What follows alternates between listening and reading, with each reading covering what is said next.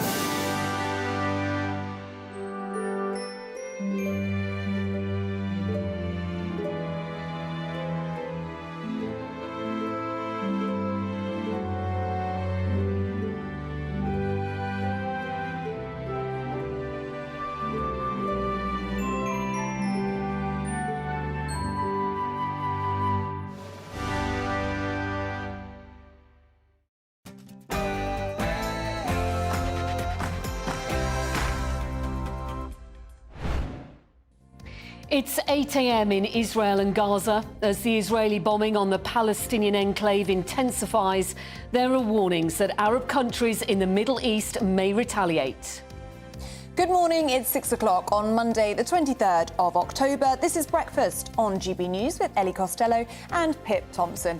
Here's what's coming up in the show today. Iran's foreign minister has warned Israel and the US that the Middle East may spiral out of control if Israel does not immediately stop its military action.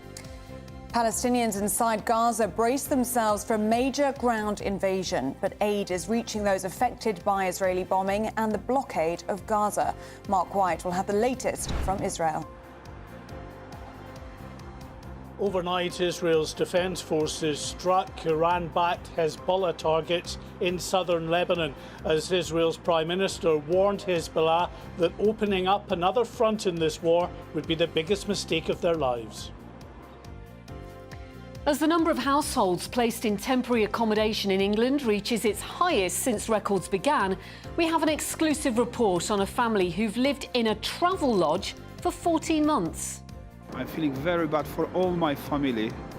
Sometimes I'm feeling I'm not a human. And Craig Snell will have your weather. Good morning. Storm Babette finally cleared the UK over the weekend. Will the weather settle down over the coming days? Find out in a little bit. Plus, Paul Coit has all the latest in sport. I do. Great picture of Bobby Charlton there in the early years. The tributes continue to flood in. Other sport news as well. Max Verstappen wins the US Grand Prix whilst Lewis Hamilton finds himself disqualified, and there's more fallout from 2 games against South Africa in 2 different World Cups that we lost. Thanks, Coity. And remember, you can join in any of our discussions this morning by emailing gbnews@gbnews.com, or you can tweet us at gbnews.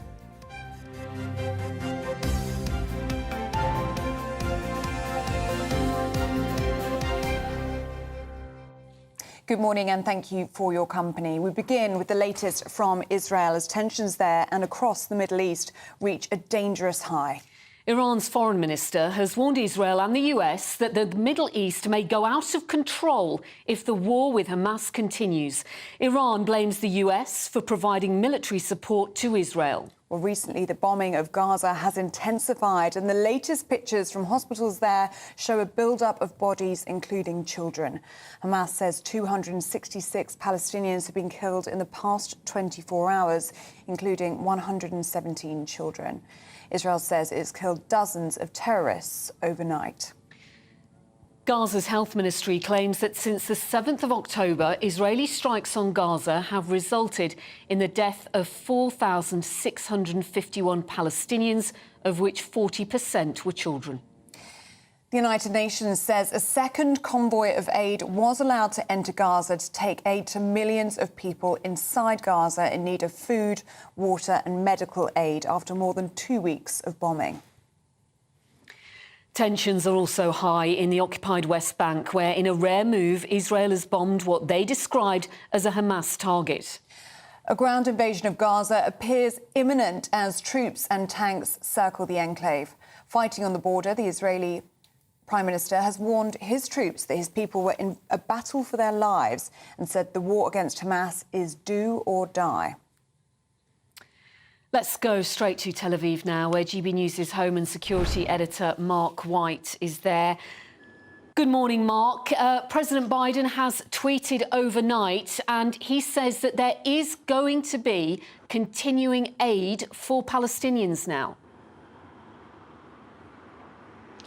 Yes, it's been a trickle so far, though. Just 30 trucks that have made it over really in the last couple of days, and that's nothing in comparison to the hundreds of vehicles that would come across the Rafah border crossing with Egypt in any given day. But it's a start at least, and the hope is that they can make progress on that and try to increase the number of lorries coming across with these vital aid supplies. But from Israel's point of view, they have great concern that the trucks coming over will effectively be commandeered by Hamas, that especially fuel trucks that of course are needed to power the likes of the hospitals in northern Gaza in particular, that those fuel trucks could be commandeered and Hamas may end up using that fuel for themselves. They control, of course, the Gaza Strip. So once aid is into the Gaza Strip, it's pretty difficult to keep control of that.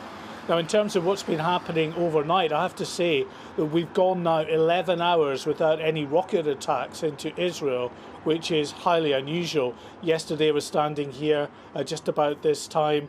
Rockets had come into southern Israel, as is the norm. There was a rocket barrage here into southern Tel Aviv as well. And throughout the day, sustained rocket attacks, which seemed to be in some way a reaction to the intensification of the Israeli airstrikes in Gaza to try to take out those Hamas targets. So far, as they say, no rockets have come over this morning. Mark, we've been talking about the possibility of a ground invasion for several days now, with IDF soldiers gathering on the border with Gaza. But we've got this rhetoric now from Benjamin Netanyahu telling his troops that they are in the battle for their lives and the war against Hamas was do or die. Do we now feel as though this is imminent? Well, it could well be, but we won't be party to that. Israel will go in of a time of their choosing. There are several complicated factors.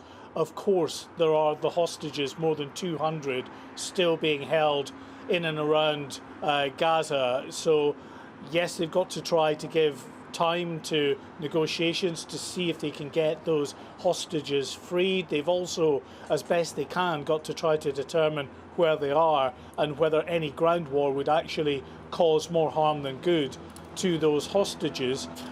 They've also got to try to degrade Hamas's potential for laying traps for the Israeli forces when they go into Gaza as well. And this comes against a backdrop, of course, despite the words of support that's coming from Joe Biden, Rishi Sunak, other Western leaders, of many of those Western leaders, of course, using their back channels to urge caution to Israel in going into Gaza to be sure that civilian casualties are minimised.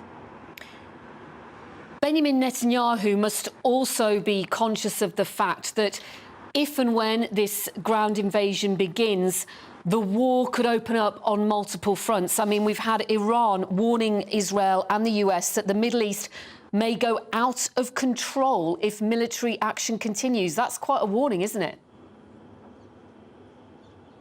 Yeah, there are certainly very serious concerns about the potential for that to happen. We've had multiple incidents in multiple areas.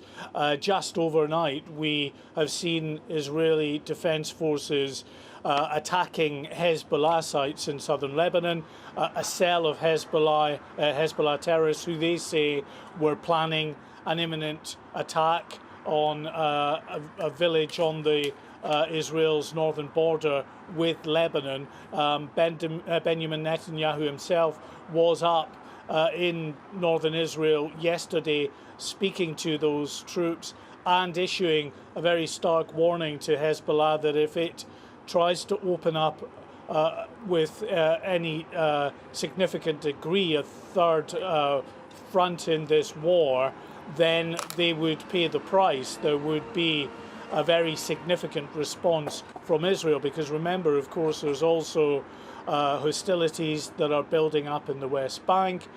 We've seen attacks on American bases, infrastructure in Syria and Iraq. There were missiles that were fired from Yemen that the Americans took out with one of their destroyers in the Red Sea, that it was believed may well have been heading up to Israel as well. So yes, very significant tensions here, and a lot of concern that multiple fronts in this war could open up, and not just the war in Gaza. Mark White, GB News' Home and Security Editor, live for us in Tel Aviv this morning. Thank you.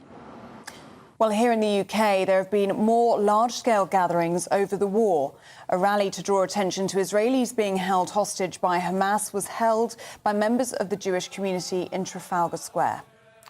On Saturday, a pro-Palestinian march in London led to tensions with the police. The UK government says at least 9 British nationals were killed in the Hamas terrorist atrocity, and a further 7 are missing. Well, the biggest escalation in decades between Israel and the Palestinians comes on the 25th anniversary of an agreement that brought both sides closer to peace than ever before. The Wye River Memorandum was an agreement negotiated between Israel and the Palestinian Authority at a summit in Wye River, Maryland, US in 1998, hosted by the then US President Bill Clinton. Well, joining us now to discuss this further is military historian and defence analyst Chris Newton. Very good to see you this morning, Chris. But it is such a sad irony, isn't it, that 25 years on from this Land for Peace agreement, we are looking at a Middle East that is in crisis. Yeah, I mean, yes, it's a real kind of irony, and the situation is extremely tense. So you've heard in your with Mark White, you know, the rhetoric coming out of Iran, and also the rhetoric coming out of Hamas and all of the other militia groups as well. And certainly the atrocity on the 7th of October, you know, is one of the worst atrocities, one of the worst terrorist attacks in the history of the Israel-Palestinian conflict. So yes, it's a real sad irony that you know, we have this region in real tension and more escalation of the fighting continuing. You talk about rhetoric from Iran. Is that what it is? Or does Iran want to get drawn into the conflict? Because if it does, by gum, you know, Israel's got a bigger problem than they already have. And so has the Western world. Yeah, I mean, this is something that we're trying to work out. I mean, there are some concerning developments, and there are Iran's got its proxies deployed on the Syrian border. We've got Hezbollah on the Lebanese border as well. Yeah, I mean, actually, Chris, overnight Israeli aircraft struck 2 Hezbollah cells in Lebanon that were planning, they believe, to launch anti-tank missiles and rockets towards Israel. That activity has only been increasing, hasn't it, in the last couple of weeks? Yeah. There's been constant, near enough constant activity on the Lebanese border as well, which is not often reported on, but that's happening as well. And I mean, it's extremely concerning that we have these deployments, especially on the Syrian border. Is it rhetoric? Is it rhetoric in terms of deterring Israel to go in on the ground and to destroy Hamas? Potentially, do they mean sort of further escalation, i.e., having these militias actually intervene? You know, much more, actually cross the border and actually mount substantial attacks. How strong is Hezbollah? It's in the region. there's a range of estimates, but it's between 50,000 to 100,000 in terms of their numbers or their estimated numbers, and they've got a whole array of missiles as well. So they are quite a substantial force, and in 2006, Hezbollah, gave Israel real difficulties in that 2006 second Lebanon war. Chris, we're talking about the possibility of an imminent ground invasion now by Israel into Gaza. What do you think that could look like? Because what we're talking about there is urban warfare. It's a very dense area, isn't it? How are they safely going to get those hostages out? Because that is what their intention is, isn't it?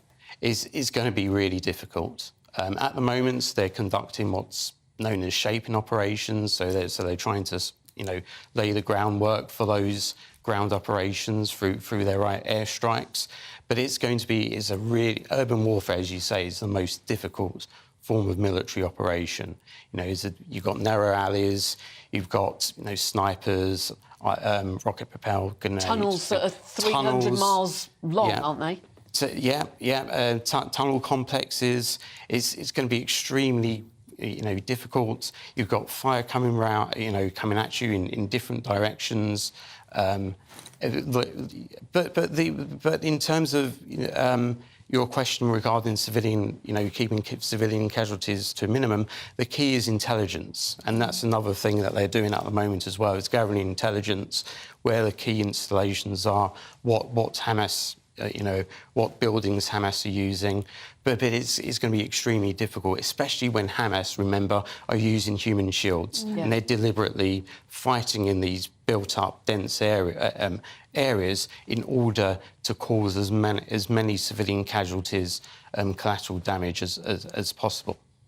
OK, Chris Newton, very good to see you this morning. Thank you so much for your analysis. Thank you. Now, the time is 15 minutes past 6. This is Breakfast on GB News with Ellie and Pip. Here's a reminder of our top stories.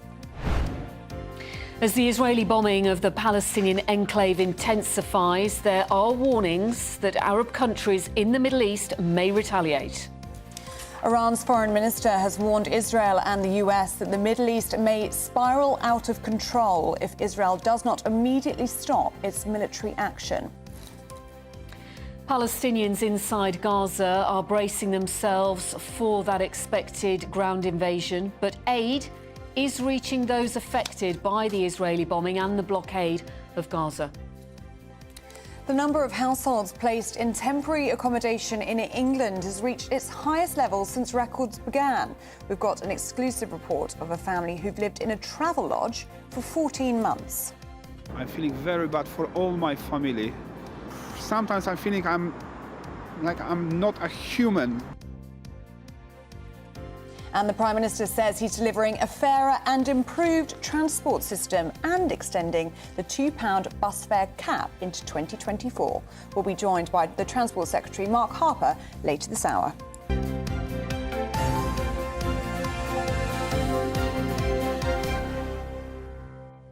Now, a family who's been housed in various travel lodges for 14 months say they have no hope.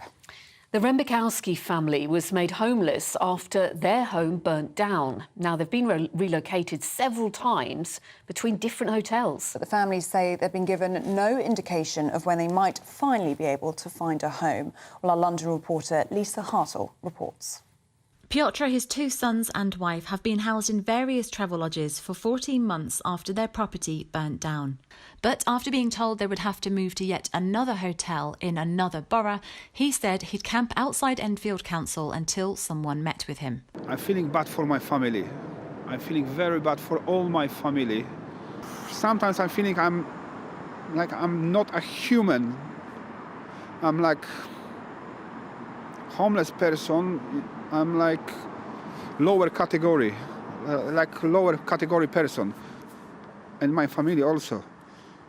In April, I first filmed with the family in Enfield. Piotr is a wheelchair user and so needs adapted accommodation. I want to be like escape from the hotel, from the hotel room. I feel like I'm arrested there. And I'm trying to escape and save my family. Matt Burns from a housing charity says the number of people living in temporary accommodation is shocking. We have around 3,400 families living in temporary accommodation of some sort, Enfield families, and about 5,000 children. So registered as homeless living in temporary accommodation, and it's anything but temporary. So 80% of those families have been in that accommodation for longer than 2 years. So it's not temporary, but they might be asked to leave at any moment. So it's very unsettling to be in that kind of situation, and particularly in the hotel accommodation that people are finding themselves in now. But we just simply don't have enough social rent affordable homes for people to move into. In a statement, Enfield Council said, "We've explored a number of avenues to find the Rembikowski family suitable accommodation. But larger properties that are adaptable are exceptionally difficult to find, and there are other families in similar situations. This is a national housing challenge problem. We continue to work with Mr. Rembikowski and our housing providers and partners to help find suitable accommodation as soon as possible." The council arranged a more suitable hotel for Piotr and his family until mid-November. So for now, Piotr left Enfield Council with his tent, hoping a permanent place can be found soon. Lisa Hartle, GB News, Enfield. Well, Storm Babette has wreaked havoc across the country over the weekend. So let's get a look today at your latest weather update with Craig Snell. Good morning. Welcome to your latest GB News weather forecast. I'm Craig Snell. Well, looking ahead to today, it's a bit of a chilly start out there, but for most of us, it should be largely dry and bright. Watch out for a few icy patches first thing, however, across parts of Scotland, the far north of England. Elsewhere, maybe the odd mist or fog patch, but for most, it's a largely dry and bright start. Watching some rain just potentially moving into parts of Northern Ireland, maybe the far west of Wales, southwest England too.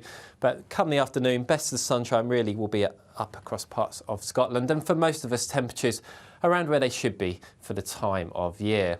Into the evening, we'll continue to see the risk of some rain across parts of Northern Ireland, southwestern parts of England. And then later on, we'll start to see this next area of rain just moving into parts of eastern England. So the clearest of the skies will probably be reserved for parts of western Scotland. So here could just see a touch of frost as we start Tuesday morning. But I think elsewhere, a milder start to the day compared to this morning. But overall, Tuesday is going to be a much cloudier picture right across the board. Risk of some heavier and persistent rain for a time across eastern England. But come the afternoon, cheering up quite nicely across southwest England, South Wales, and actually a good chunk of Scotland not doing too badly. Largely dry here with some sunny spells. Temperatures on Tuesday, very similar once again. Highs reaching 10 to 12 in the north, potentially up to 15, 16 in the south. Yes, Storm Babette, some of the pictures I was seeing over the weekend. I know. The people, absolutely appalling. And you still do need to be careful because the Environment Agency is warning that there could be more flooding this week. Don't drive into what you think is a puddle because it could be very deep indeed. And we do have Tony Maguire up for us in Scotland who's going to give us the latest of the situation there. But the Eastern Midlands has been really affected as well, hasn't it? Yeah. So we'll have the latest on that as well. Just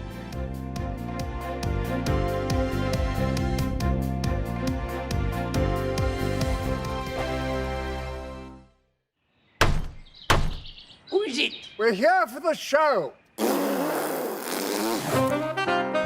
More energy this time! Welcome to the Dinosaur Hour. I was married to a therapist. And you survived? I thought we were getting Hugh Laurie. Second best. You interviewed Saddam Hussein. What's that like? I was terrified. I'm playing strip poker with you three. Oh! no, thank you. My CDs need to be put in alphabetical order.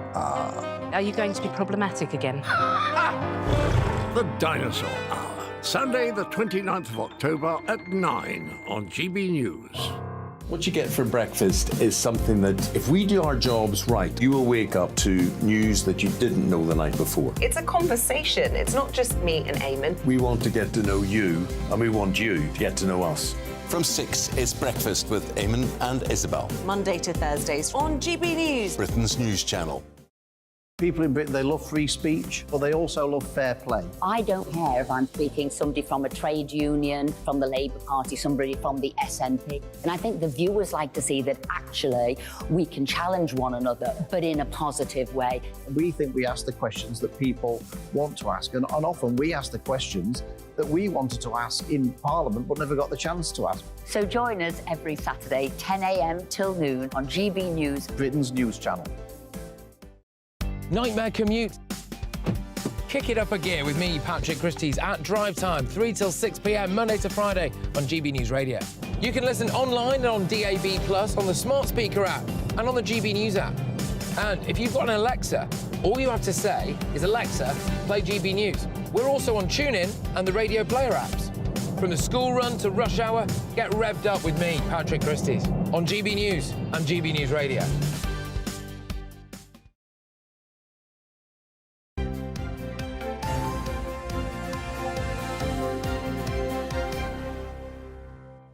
Good morning, it's 24 minutes past 6, and I've had a lovely email in from Joe, who says, wow, what a team today. Welcome to Breakfast, Pip, and welcome. Is Joe a viewer, or is Joe one of our producers? He'll be a viewer. Let us know where you're watching or listening from, Joe. I think he's one of our producers. We have got a Joseph out there. Maybe it's Joseph.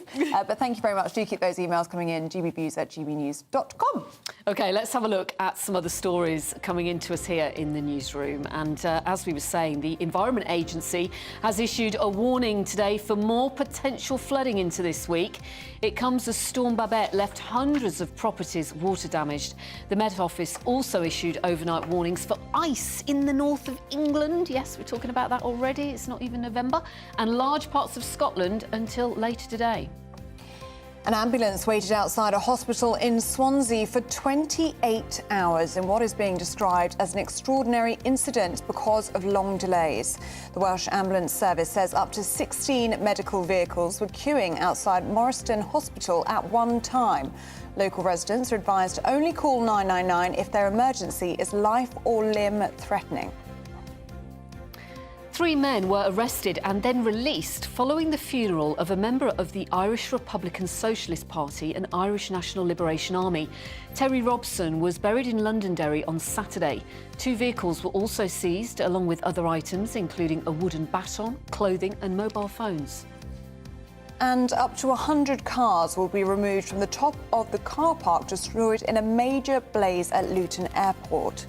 Bosses say the building is likely to be demolished later. Over 1,400 vehicles were destroyed in the fire, which was thought to have started in a diesel car.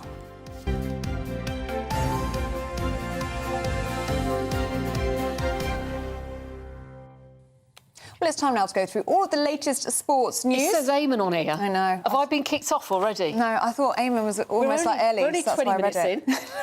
Well, broadcaster Paul Coit is here with us to tell us all about it. I have to work off the script. Eamonn, lovely to see you. Lovely today. And by the way, I am Joe. I just thought I'd mention that. I'll send a few more. Let's talk about sport. Should we start with Sir Bobby? I think we have to. Because, you know, the tributes, I hate that phrase. It's a real news phrase, isn't it? Tributes are pouring in, but they really are. Because it's, it's not false to be able to say that Bobby Charlton's arguably the greatest English footballer there's ever been. And you know what? I know we were joking about Eamonn, but I'm sure Eamonn would love to be sitting in this seat this morning, paying his own tribute. Of course, because Eamonn is a huge Manchester United fan and somewhere that and would know Sir Bobby very well. It's an incredible story. I mean, we hear little bits and pieces about Bobby Charlton, but he started at the age of he was 20 when he was involved in the air crash back in 1958. And this is February 1958, and this is in Munich, and of course it's very well known and well documented. But what isn't is the fact of he was in hospital for a week straight afterwards, and then was playing again for Manchester United within like 2 weeks after this crash. And the psychological, the trauma of being in that crash and losing many of your teammates. Teammates, friends, the majority, 7 players that were in that side that died. He managed to survive it. And also, we start talking about psychological scars, etc. There's that thing that so many people have faced, where they've come off the back of that and thinking, you know, there was the guilt that they were the ones that survived. He was pulled out by Harry Gregg, the goalkeeper at the time, and dragged away from that. But then to come back, and you think, how would you carry on after something like that happened? But then to go on after the Busby Babes, and then Manchester United were rebuilt. And then he plays for Manchester United, and then you got the World Cup of 66 and 68. He won the European Cup with Manchester United, 73 retired. But a true great of the game, and it can't be understated. We've got two people that are going to join us a little bit later. Oh, fab. Which is really great. And I've thought about who we could have. Now, both players that knew him very, very well, but both at a different stage of their career. So Alan Mullery, England legend, played alongside with Bobby in the 1970 World Cup, so knew Bobby extremely well. And then Mark Lawrenson. Now, Mark Lawrenson, although he played for Liverpool, one of our great pundits over the years and a legendary footballer, when he started out, his first manager was Bobby Charlton. Bobby Charlton was only manager of Preston North End. And people had said that he was too nice to be a manager. But Mark actually played under him when he started out. So it'd be nice to see... That's what everybody's saying, what a gentleman he was, what a humble person. And that's so important, isn't it? And in the world of football, they're not all like that. I only met him as a fan a couple of times, and when he'd come to Tottenham, and I'd spoken to him very briefly. You know, you can learn more about a person, I think, when you're just a fan and you go to, and it's how they deal, because it comes over. It's got to be signing autographs, speaking to people 24 hours a day. Absolute gentleman then. I've never heard a bad word against him, but we'll hear from... Did he have a good handshake? You know... Always important, Ellie. Always important. Handshake. Not only that, look you in the eye. Oh. What's yours like? That's very No, that's not my handshake. There's nothing worse than that was very gentlemanly. That was a limp gentlemanly. fish. That was my limp fish handshake. But I've often been... There we go. Oh, that's not a Sonic one, is it? Oh, dear. Well, you're going to be back with us, Coity, aren't you? And we're going to be paying tribute to... We're going to play rock, scissors, paper with you a little bit later there. Thank you. Thank you very much. Now, still to come, it's Headline Makers with Christopher Biggins and Claire Muldoon. That's next.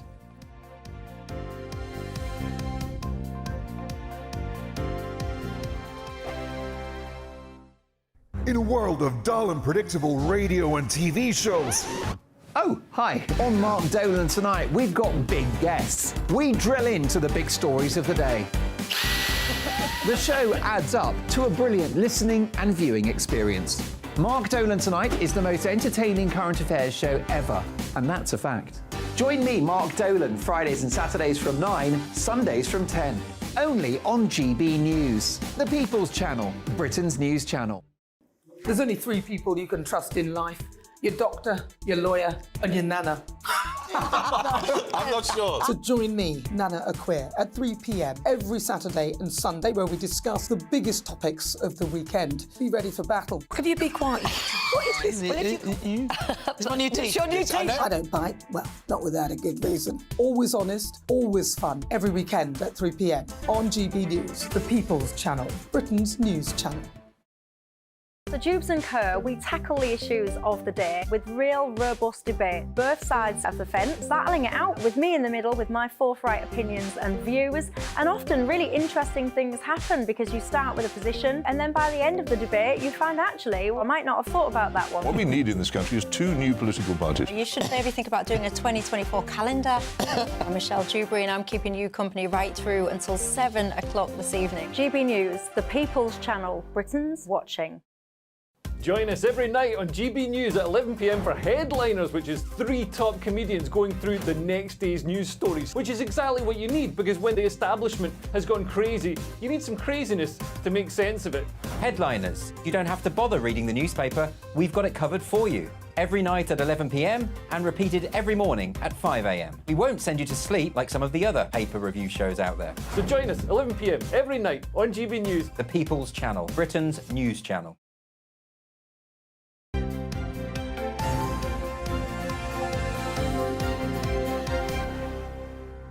Good morning, it's 6:32. This is Breakfast on GB News with Ellie and Pip. Here's a reminder of our top stories.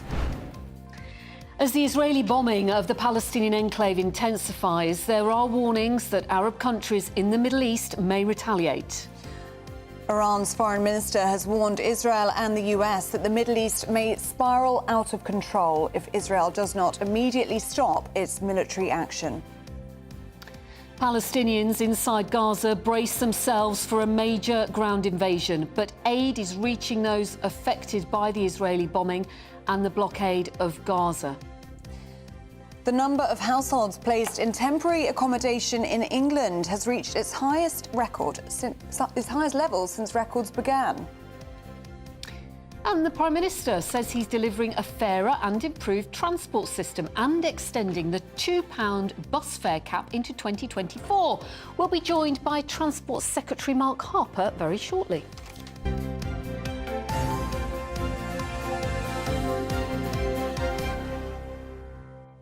Let's take a look at the front pages for you now. We'll start with The Times, which leads with Suella Braverman taking on the Met chief over the jihad protest. The Eye reports that the Home Office is facing trouble over the government's Rwanda plan. The Mirror leads with an exclusive on Sir Bobby Charlton. And The Telegraph also leads with the Home Secretary challenging the Met. And the Financial Times focuses on the US warning of escalation in the Middle East.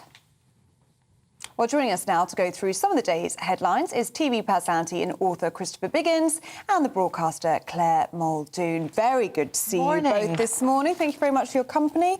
Lovely to see girls here. Yeah, isn't it? All this blonde wavy hair. All this hair. Wonderful. Isn't it nice? Well, Biggins, let's start with something not so nice. It's a Storm Babette, but some hopefully good news on the horizon that it is going to retreat from Britain now. But it does leave 9 people dead. Well, this is so terrifying. And I was reading just another paper about the grandmother who died in her house, and the water kept going up and up and up and up until it was too late for her, you know. And you just can't believe that these are areas that were affected before when we had flooding. You think they'd have done something about it. But anyway, it's so bad and it's so ghastly and that people have died. And then there's more problems coming, apparently, because after this, the flooding is going to come, the winter is coming, and we've got to get that grit out. And as the Metro says, grit and bear it, because it's going to be very, very cold. We have to get all our undies out and, you know, make ourselves warm, girls. You know, you'll have to cover your bodies. Get our and cashmere when on. you're defrosting your windscreen, don't use boiling hot water. No, that's disaster. A tip that I was reading the other day. No, absolutely not a good quite idea. right. Well, I've done that in the early days of driving, you know, because that was something you thought was quite a good idea, but it's not. And just when you were talking about the flooding, I mean, just the terrible scenes we saw over the weekend, and that poor lady. And I think it was her son that found her. Yes. And he'd already sort of spoken to her to try to suggest she goes upstairs to be safe. I mean, just awful, the people. And people might not be able to get back into their homes until Christmas.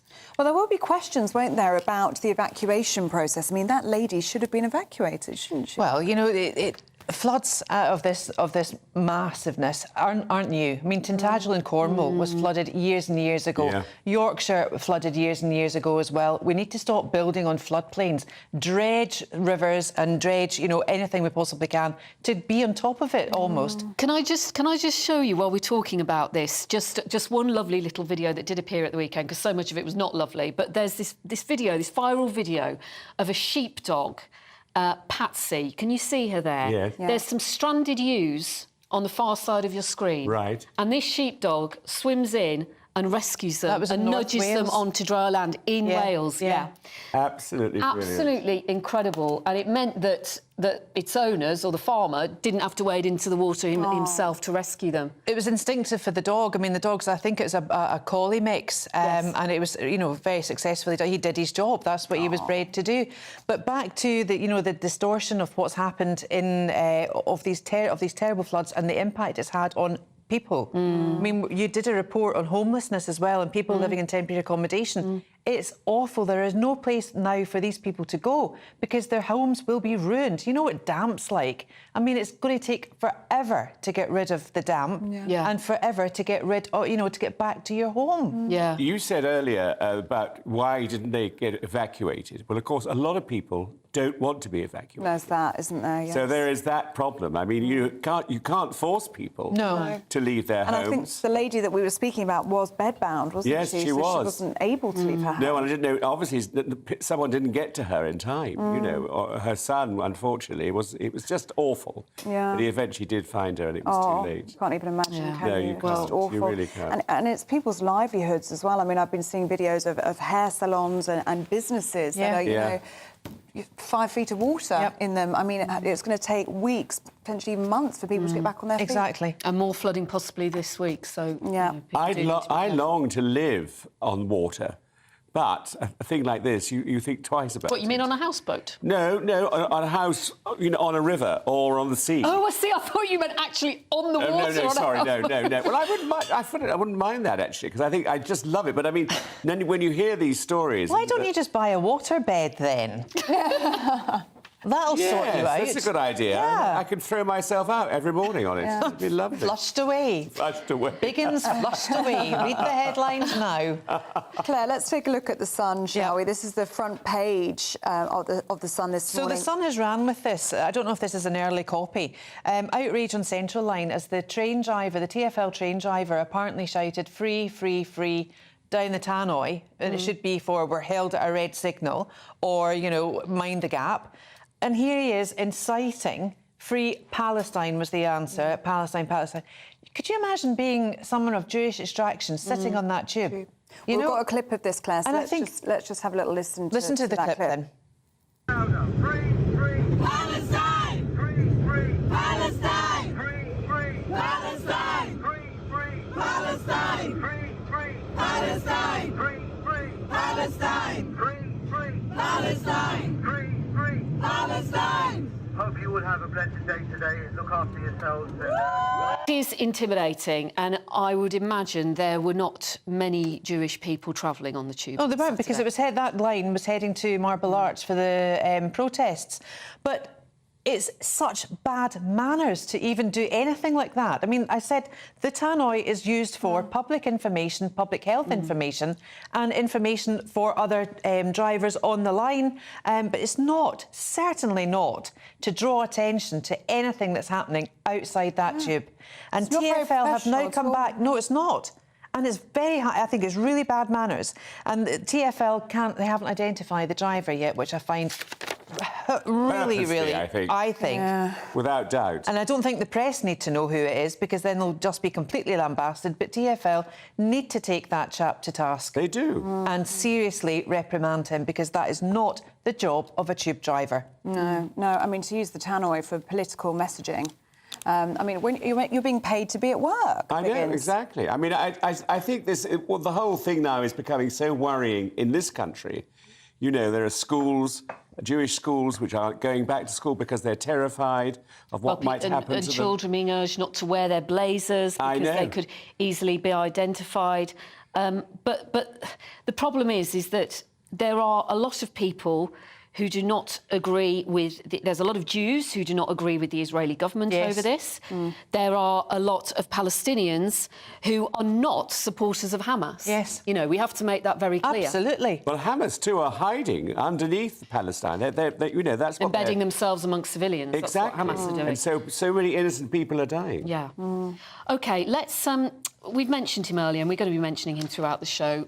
The late, great Sir Bobby Charlton. I know, it is so moving, and there's a lovely story here in the Mirror on the front page, which is, you know, they're both together now, Bobby and Jack, his brother. You know, they're now up in heaven.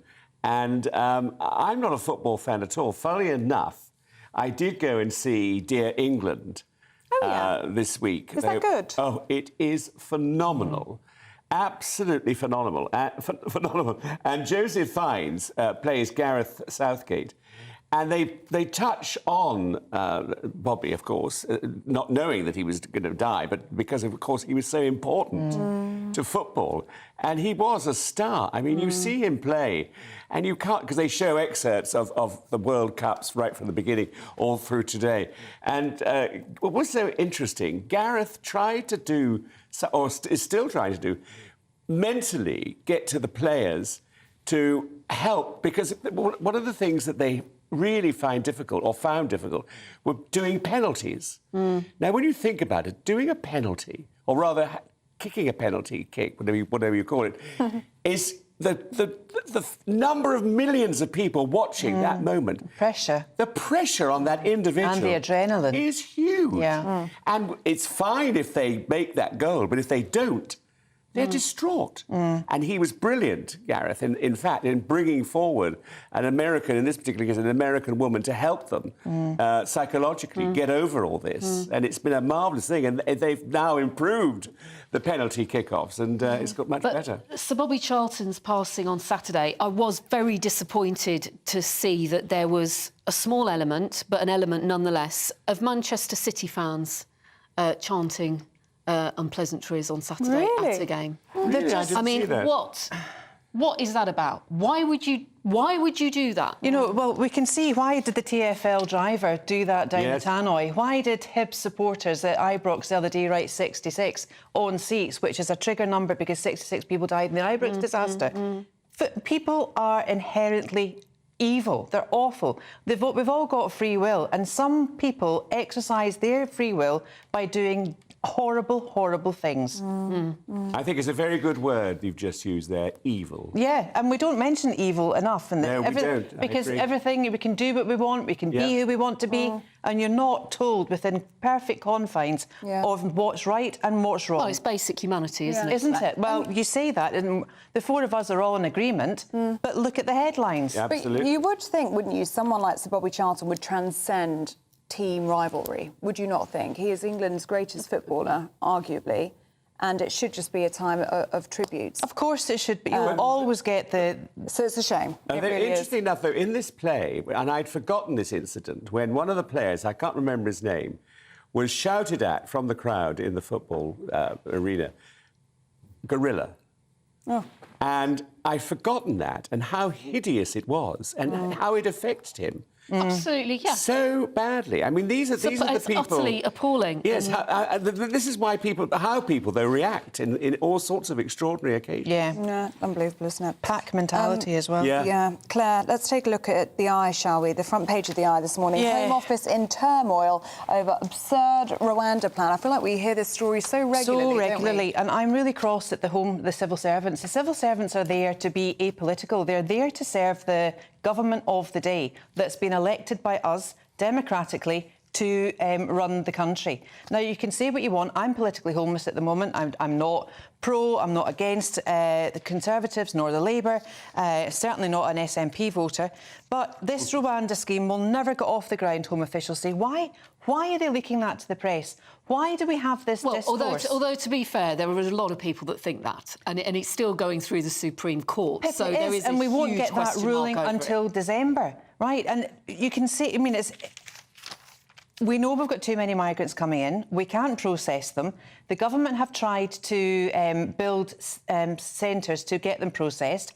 We now hear that the training, both in Glasgow and Belfast, has been halted for a while, and they might actually stop it. And this is all, like, there's as much lead time in getting this done as there are people coming into the country. They just can't keep up. There's no joined-up thinking. It's, you know, Sunak, it would seem to me, is going from one headline to the other with absolutely no regard at all for what we, the people, want, for what we, the people, have voted for, and civil servants certainly should be doing what they're told. What do you think about the Rwanda plan, then? Do you think it should be scrapped, or do you think the money's been spent, the time's been spent, it should... They're going to have to look at something else, because even the plane, the airline that was contracted to take the refugees back to, or not back to, because they weren't coming from there, to Rwanda, has pulled out. So it's actually the association with the brand, if you want, Rwanda.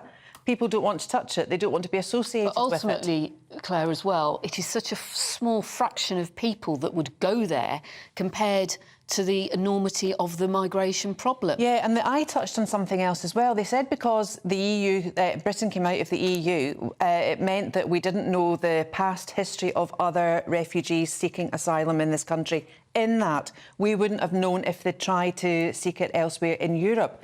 Now, look what's happening in Europe. You only have to look at Lampedusa in Italy, at the southern tip of Italy. It they don't have a process. Milano is, trying her best. She's allied herself with Rishi and her. And look at Germany. And look what's happened in Poland with the recent elections. It's been taken over. Do you think there needs to be, because it is a global problem? It is a global problem. Do you think there needs to be so much more joined up thinking with Europe? Absolutely. And communication, I think, has to be key. And they should be You're dealing with human beings. Absolutely, and they should be stopping these people taking huge amounts of money of from human these people trafficking, and then sending them through. That is where the problem is. Well, last week's headline was the kingpin in this country who got over a lot of money over a good number of years for basic human trafficking. Yes. It's awful. And as soon as we get this business model cracked of getting people on the boats and over, the better, as I say. Yeah. Well, Claire and Biggins, that's time on that session, but we'll be back with you in the next hour. Thank you very, very much. Thank you. Still to come, shortly, we're going to be joined by Transport Secretary Mark Harper on the Prime Minister's pledge for a fairer transport system. What's it like where you live? Stay with us, that's next. GB News, unlike other broadcasters, isn't obsessed with the London-Westminster bubble. We think there's a nation beyond the M25, and that's why we talk about the issues that matter across the land. Join me on State of the Nation, 8 to 9 o'clock, Monday to Thursday, on GB News. Daisy's listening, and you should too. There's only 3 people you can trust in life. Your doctor, your lawyer, and your nana. I'm not sure. So join me, Nana Acquare, at 3 p.m. every Saturday and Sunday, where we discuss the biggest topics of the weekend. Be ready for battle. Could you be quiet? What is this? It's my new teeth. It's your new teeth. I don't bite. Well, not without a good reason. Always honest, always fun. Every weekend at 3 p.m. on GB News, the People's Channel, Britain's news channel.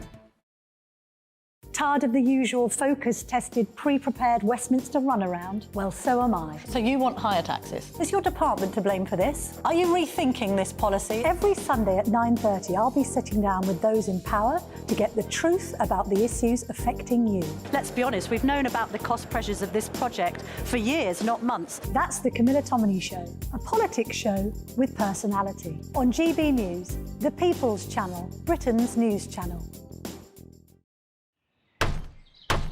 Who is it? We're here for the show.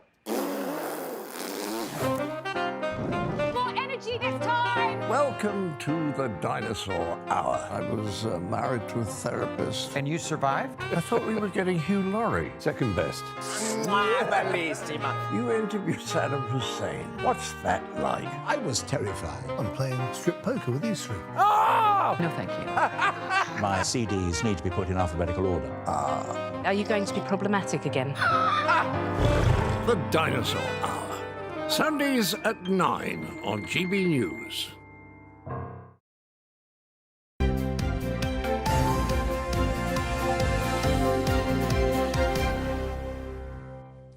Welcome back. Now, the Prime Minister says he's delivering a fairer and improved transport system and extending the £2 bus fare cap into 2024. This comes after Rishi Sunak derailed the northern leg of HS2 at his party's conference earlier this month. Well, Transport Secretary Mark Harper joins us now. So, Mr. Harper, thanks for being with us this morning. £150 million funding boost for local businesses. What is that going to mean to people? Are their bus services going to be regular, going to be running on time with this money? Well, look, there's 2 things. First of all, you cover the story there that we axed the second phase of HS2. Now, that wasn't going to deliver trains to Manchester until 2041. By making that long-term decision, which I know wasn't popular with everybody, it's meant that we've been able to make funding available to deliver benefits to people straight away. So there's £150 million for next year for buses in the North and the Midlands. That's the first instalment of £1 billion for buses. And then from next week, people across the country will see the extension of the £2 bus fare cap, which has been very popular, was going to be going up to £2.50 next week. We're able now, with that HS2 money, to keep it at £2 all the way through until the back end of next year. Really important for people as a cost of living measure and to encourage people onto buses, the most popular form of public transport. Mark Harper, whilst we've got you, I want to ask you about the Israel-Gaza war and, of course, the concern for British hostages or those holding dual citizenship. The Foreign Secretary speaking last week, he estimated there were up to 10 British hostages being held in Gaza. What are we doing to negotiate their safe return? Well, look, I'm not going to talk, obviously, about specific circumstances. You wouldn't expect me to do so. But you'll have seen last week the Foreign Secretary and the Prime Minister in the region talking to leaders, not just in Israel, but also in the surrounding countries, so in Egypt, in Saudi Arabia and in Qatar, working very hard, both dealing with the hostages, the British citizens that have been taken hostage, these other citizens that have been taken hostage, but also talking to Israel, supporting them in their right to defend their country from Hamas's attack, but also urging humanitarian support for the innocent Palestinian people who are just as much victims of Hamas as those living in Israel. And Mr. Harper, the Tory party, I mean, you all got your bottoms well and truly walloped, didn't you, last week with these by-election results? Are you concerned now about a potential reshuffle? There's talk now that, in a desperate attempt to turn things around, Rishi Sunak is going to do that very shortly. Well, two things on that. First of all, in the by-elections last week, the results were obviously very disappointing. We had two fantastic candidates. I campaigned in both of the seats myself. But I know from talking to voters on the doorstep that a lot of our voters stayed at home. Labour's vote was actually down in mid-Bedfordshire compared to 2019 and only up a little bit in Tamworth. But our voters didn't come out as we would want them to. But that's why it's important we keep focused. Oh, come on, Mr. Harper. That's a little bit of a feeble excuse, isn't it? Voters staying at home. Really? Well, that's what happens in by-elections. The turnout in both by-elections was very low. As I said, Labour's vote was actually lower than in 2019. Clearly, Conservative voters didn't come out. Now, that is a problem.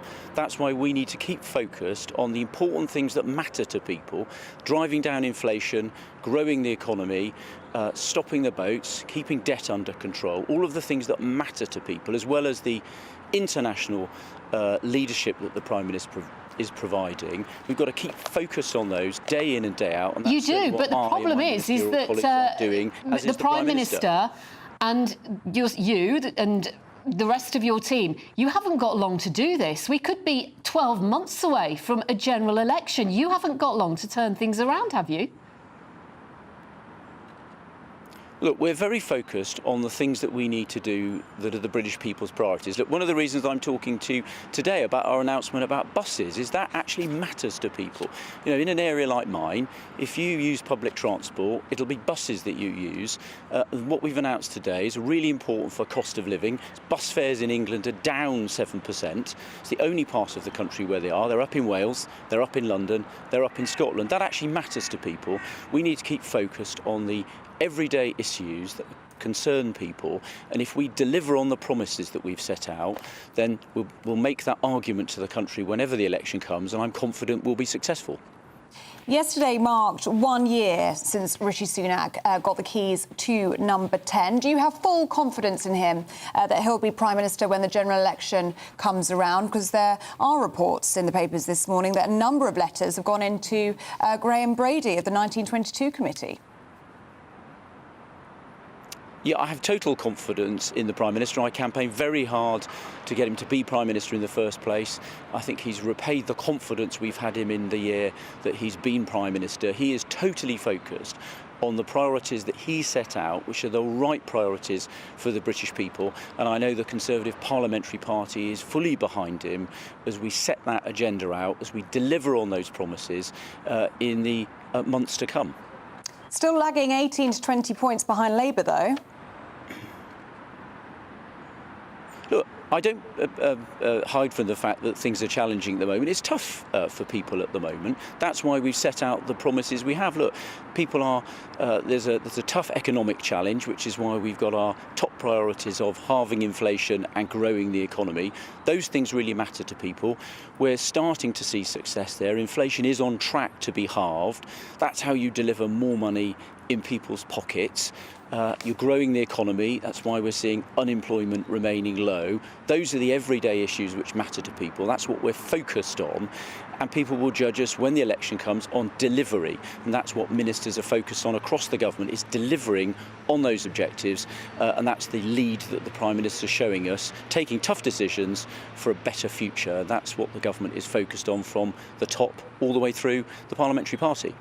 Do you still expect to be Transport Secretary come the beginning of January? Look, I'm getting on with my job. Look, who's in the government's entirely a matter for the Prime Minister. He's asked me to do this job. I've been doing it for the last year. I'm going to keep focused on it, delivering on the objectives, like redirecting that money we've saved from HS2 onto everyday issues that matter to people, like keeping their bus fares under control, making sure they've got better transport to get to work, to get around, and to live their lives as they want to. That's what I'm focused on. OK, Mr Harper, very good to see you this morning. Thank you very much for your time. Pleasure. And do stay with us. Up next, we'll bring you the latest on the escalating tensions in the Middle East. But first, let's get your weather forecast. Good morning. Welcome to your latest GB News weather forecast. I'm Craig Snell. Well, looking ahead to today, it's a bit of a chilly start out there, but for most of us, it should be largely dry and bright. Watch out for a few icy patches first thing, however, across parts of Scotland, the far north of England. Elsewhere, maybe the odd mist or fog patch, but for most, it's a largely dry and bright start. Watching some rain just potentially moving into parts of Northern Ireland, maybe the far west of Wales, southwest England too. But come the afternoon, best of the sunshine really will be up across parts of Scotland. And for most of us, temperatures around where they should be for the time of year.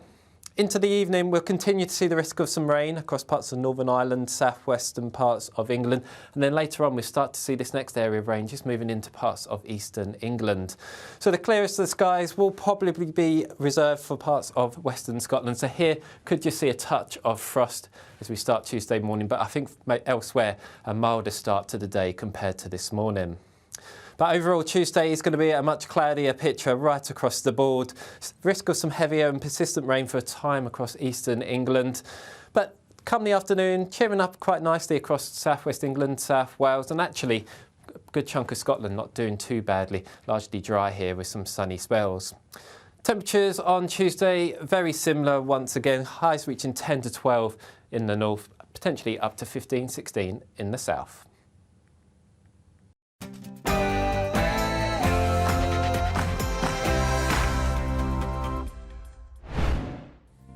It's 9 a.m. in Israel and Gaza. As the Israeli bombing on the Palestinian enclave intensifies, there are warnings that Arab countries in the Middle East may retaliate.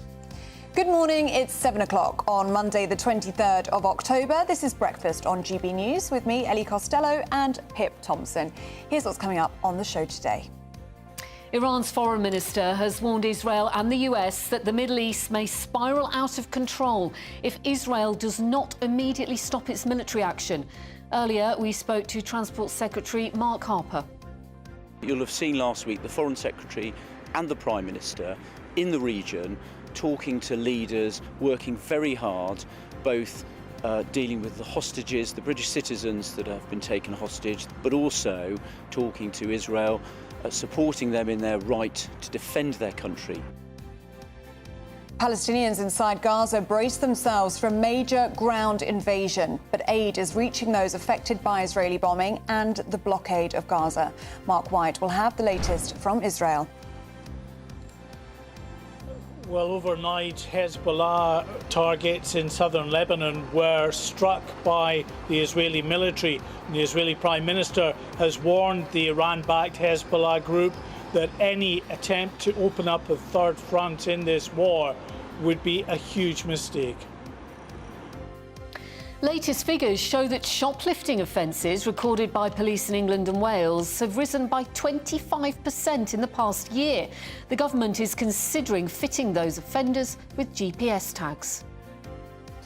And 1 year since Elon Musk took over Twitter, now called X, has he improved the social media platform or has he ruined it? You'll have a thought on that, and we're going to be debating that later. Also, Craig Snell has that weather forecast. Good morning. Storm Babette finally cleared the UK over the weekend. Will the weather settle down over the coming days? Find out in a little bit. And Paul Coit has all the latest in sport. I do, thank you, Ellie. Lewis Hamilton is disqualified from the US Grand Prix as Max Verstappen wins again. And we've got two legends of football who are going to join us to talk about their great friend, Sir Bobby Charlton. Thanks, Coity. And remember, you can join in any of our discussions this morning by emailing gbviews@gbnews.com, or you can tweet us at gbnews.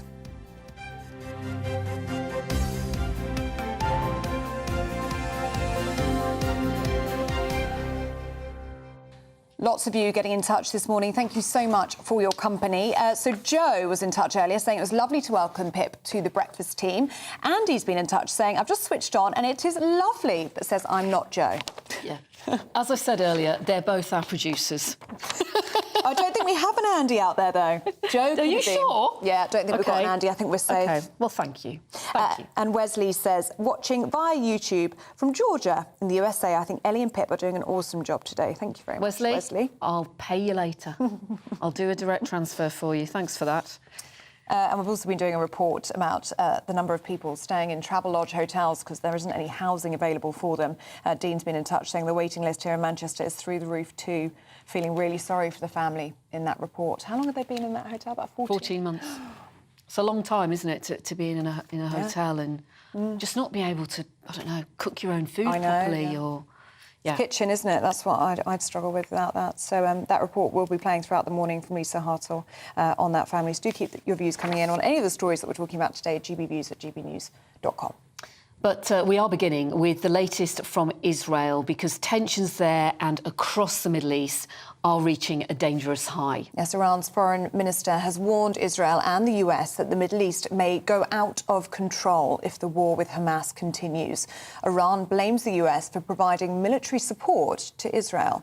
Recently, the bombing of Gaza has intensified and the latest pictures from hospitals there show a build-up of bodies, including children. Hamas says 266 Palestinians have been killed in the past 24 hours, including 117 youngsters. Israel says it killed dozens of terrorists overnight. Well, Gaza's health ministry claims that since the 7th of October, Israeli strikes on Gaza have resulted in the death of 4,651 Palestinians, of which 40% of those people were children. The United Nations says a second convoy of aid was allowed to enter Gaza to take supplies to millions of people inside Gaza, desperately in need of food, water and medical aid after more than 2 weeks of bombing. Well, tensions are also high in the occupied West Bank, where, in a rare move, Israel has bombed what they described as a Hamas target. A ground invasion of Gaza appears imminent as troops and tanks circle the enclave. Fighting on the border, the Israeli Prime Minister has warned his troops that his people were in a battle for their lives and said the war against Hamas is do or die. Well, let's cross live now to Tel Aviv, where GB News' home and security editor Mark White is. And Mark, it was a very busy night last night for the IDF, ramping up airstrikes not only in Gaza but also the West Bank, and also hit Hezbollah targets in southern Lebanon.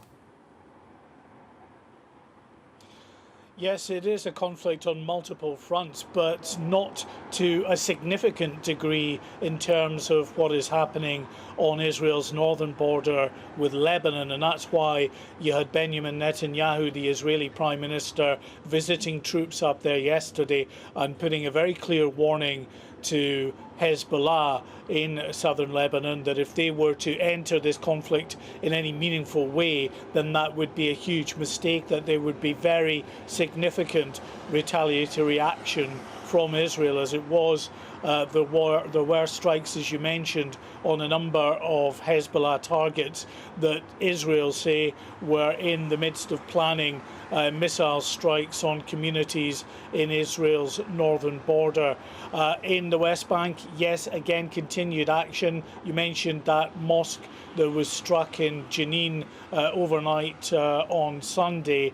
That, according to the Israeli Defense Forces, was a compound that was being used by the terror group Islamic Jihad to launch an imminent attack. It didn't destroy the mosque, but it was near the mosque and did cause some heavy damage to the mosque according to Palestinian officials in that area. There were a number of casualties. And then in Gaza itself, yes, the aerial bombardment is continuing there with strikes on a number of targets that the Israeli military say are the sites of Hamas militant compounds and rocket launching sites. And they say that their job is being made much more difficult because they claim that Hamas is cynically using civilians to put their rocket launchers in sensitive areas. Now, they've shown some footage of their aerial bombardment, but also aerial photographs of sites that they claim is evidence of the Hamas terrorists using a kindergarten, also schools, a mosque, and even a United Nations compound as locations to put these rocket launchers. And of course, in doing that, it makes the potential for civilian casualties that much higher. So that's what Israel says it's up against in trying to take the fight to Hamas, in trying to degrade and eventually, they hope, destroy Hamas. But all the time being made very difficult by the fact that Hamas, according to the IDF, is putting these launchers in sites where many civilians are. Mark, there are reports this morning that the United States is urging Israel to delay its expected ground invasion in order to buy more time to get the hostages out. I think there's no doubt that the United States, other Western governments, while very publicly backing Israel and supporting Israel's endeavours to try to go after Hamas and to destroy Hamas, are through the back channels urging caution. There are more than 200 civilians and some military personnel being held hostage by Hamas at the moment in and around Gaza. So there's no doubt that the US and other governments would like to see as much time given to the efforts to release those individuals as possible. There's also the concerns, as we've just touched on, about the potential of more civilian casualties, because the fact that although many people have followed the warning from the Israeli military and headed south, hundreds of thousands of others are still believed to be in that area around northern Gaza, either unwilling to leave or perhaps, according to the IDF, unable to leave because they're being prevented from doing so by Hamas. Mark White, Home and Security Editor, thank you very much for that latest update. We will, of course, rejoin you shortly. Well, here in the UK, there have been more large-scale gatherings over the war. A rally to draw attention to Israelis being held hostage by Hamas was held by members of the Jewish community in Trafalgar Square yesterday. And on Saturday, a pro-Palestinian march in London led to tensions with the police. The UK government says at least 9 British nationals were killed in the Hamas terrorist attack and a further 7 are missing. The biggest escalation in decades between Israel and the Palestinians comes on the 25th anniversary of an agreement that brought both sides closer to peace than ever before. The Wye River Memorandum was an agreement negotiated between Israel and the Palestinian Authority at a summit in Wye River, Maryland, US in 1998, hosted by the then US President Bill Clinton. Well, joining us now to discuss this further is military historian and defence analyst Chris Newton. Very good to see you this morning, Chris. And as we were saying, it's a sad irony, isn't it, that 25 years on from this agreement, the Middle East is in crisis. Yeah, I mean, the agreement, you know, it was an agreement about transferring authority to the Palestinians in exchange for the Palestinians' sort of Palestinian Authority trying to prevent further terrorism. Of course, the big irony, of course, in relation to this war is that you have one of the biggest acts of terrorism in that region on the 7th of October, involving unspeakable atrocities. So it's a real contrast between then and now, and it's sad. And how much of a plan? We keep talking about this imminent ground offensive, and I feel like we've been saying it's imminent for the last week or so now. But what plan is in place for what is going to happen to Gaza after this? What is going to happen to Palestinian people? A solution that does not seem to have been thought through. No, I mean, this hasn't. I haven't heard much about what the plan is for afterwards. The priority at the moment is to destroy Hamas. As a political and a military sort of organisation. And so, what replaces Hamas? You need a functioning authority, don't you? You need. I've heard something about like some kind of security regime, but of course Israel, not being involved. So how is that going to work?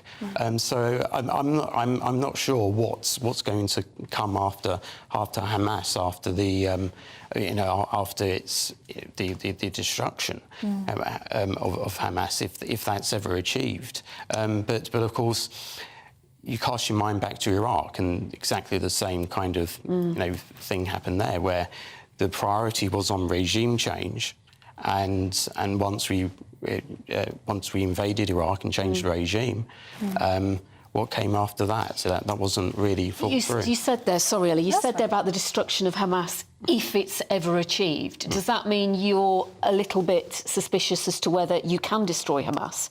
Because it is an ideology, isn't it?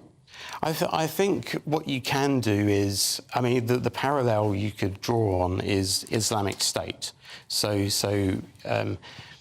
with Islamic State, it hasn't been destroyed completely, but you've really incapacitated it. And of course, last week, we still know that Islamic State's still active. But you can deny the terrorist organisation a base, and it gives them, it doesn't give them that freedom to plan attacks as much as they would if they had that base.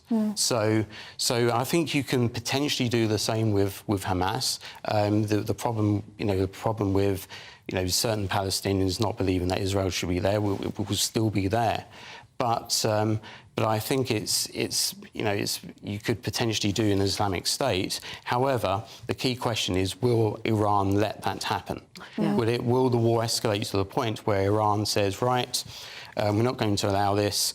We're going to either send our proxies in the north or on the Syrian border, or are we going to get involved with ourselves even? And there's lots of rhetoric coming from Iran at the moment. Yeah. I mean, as Pip says, it is an ideology. It's going to be really, really difficult to get rid of. But there's also the practicality that so many of the main players in Hamas aren't even in Gaza, are they? They're in Qatar or elsewhere in the Middle East. So it does make you think about what Israel's priority is. If it is to destroy Hamas, is that even possible? And when you make your way in there, it is urban warfare we're talking about. Then you've got the practicalities of how complex and difficult that's going to be. Yeah, so the urban warfare, the urban operating environment, it's the most difficult operation going, and the advantages with the defenders, the defenders have a real advantage in terms of they can hide in the tunnel complexes, they can maneuver in the tunnel complexes and emerge out. They can shoot from buildings, from the different stories. They can get into rubble and hide in the rubble, and they can use different weapons as well. IEDs, obviously sniper fire. They can redirect Israeli forces into narrow alleys and where they've been mined. This could be a very, very long campaign. Yeah, and the pattern of siege warfare over the past 10 years is that they've tended to be relatively long. They've lasted months. Chris, thank you. Thank you. Appreciated. Now, The Telegraph reported last week that shoplifters could be fitted with GPS tags so police can track their movements 24/7 under plans being considered by the government. Ministers are looking to replicate tagging already used with domestic abusers and burglars so that shop thefts could be checked against the movements of known prolific shoplifters. Well, the technology could also act as a deterrent for a shoplifter who would now be aware that they are leaving a digital trail for police investigators if they reoffend. Well, figures released last week showed that shoplifting offences recorded by police in England and Wales have risen by 25% in the past year alone. Some 365,164 offences were recorded in the year to June this year. That's up a quarter on the previous 12 months. Well, Communications Director of the Association of Convenience Stores, Chris Noyce, joins us now. Very good to see you this morning, Chris. I mean, it feels as though there's a plague of shoplifting across the UK. We just heard some stark statistics there. Would you welcome shoplifters being, having a GPS tag attached to them? Well, good morning. I think any measures that can make it easier to identify and to find out where prolific shoplifters are going to be, where they have been, track their movements are welcome. We've had lots of different types of this kind of thing, from local intelligence, which is as simple as the retailer and their colleagues in the store checking to see who's coming in, and those prolific offenders are being identified just by knowing in the community who those people are. We've then had talk about AI and facial recognition cameras, and that being a thing as well. And now this idea of GPS to identify prolific offenders. All of this is welcome, but I think ultimately the issue is not necessarily identifying them; it's apprehending them and getting them off the streets. And that's the core issue that we still are yet to see proper solutions for, because, as we've heard, prisons are full. There's a lot of sort of deep-rooted issues with being able to stop repeat offenders that are blighting our communities. This morning that the police do not think and do not want to attend every case. They think it's impossible to actually be able to do that. Yeah, that's right. And I think that's fair, in as much as we don't expect the police to attend every single incident of theft. We get that. We get that resources are stretched. But what we do expect is for every incident to be investigated. And where all of these measures come together is that they can make links between lots of different so-called low-level incidents that actually turn out to be one quite serious set of offences that are committed by just a few people. So investigating and bringing these things together is what's going to be really important in bringing up people for more serious offences, rather than saying, actually, it's not in the public interest to investigate the theft of £10-20 worth of stuff, because actually that person or that small group is stealing thousands of pounds worth of goods over the course of a few days. OK, Chris Noyce, Communications Director of the Association of Convenience Stores. Very good to see you this morning. Thank you very, very much. I was reading that the problem's so bad in one part of the country that a Greggs bakery, their staff have had panic alarms put in. I mean, that's bad, isn't it? Yeah, I mean, if we'd have had more time with Chris, I would have asked him about that, because you do hear, don't you, about violence towards shopkeepers, especially because so much of this theft is actually gang-related now. So it's people with weapons. I was in a store the other day, and somebody ran down the street with a load of food, and a staff member, and she was only a young girl, maybe in her early 20s. She legged it down the street after him, and she caught... Well, I don't know that she caught him. She got the food back, though. Oh, good for her. I know, but they shouldn't have to do that, should they? But it's dangerous as well. I mean, when we're talking about gang-related incidents like this, you don't know what they've got on them. You don't know what they could be, have in their pockets. Do let us know what you make of that story. How do we fix this plague of shoplifting across the UK? gbviews@gbnews.com. But still to come, multi-billionaire Elon Musk took over Twitter and infamously changed its name to X. But what effect has he actually had on the social media giant? You'll have a view on that. We'll be looking into it in a few minutes' time.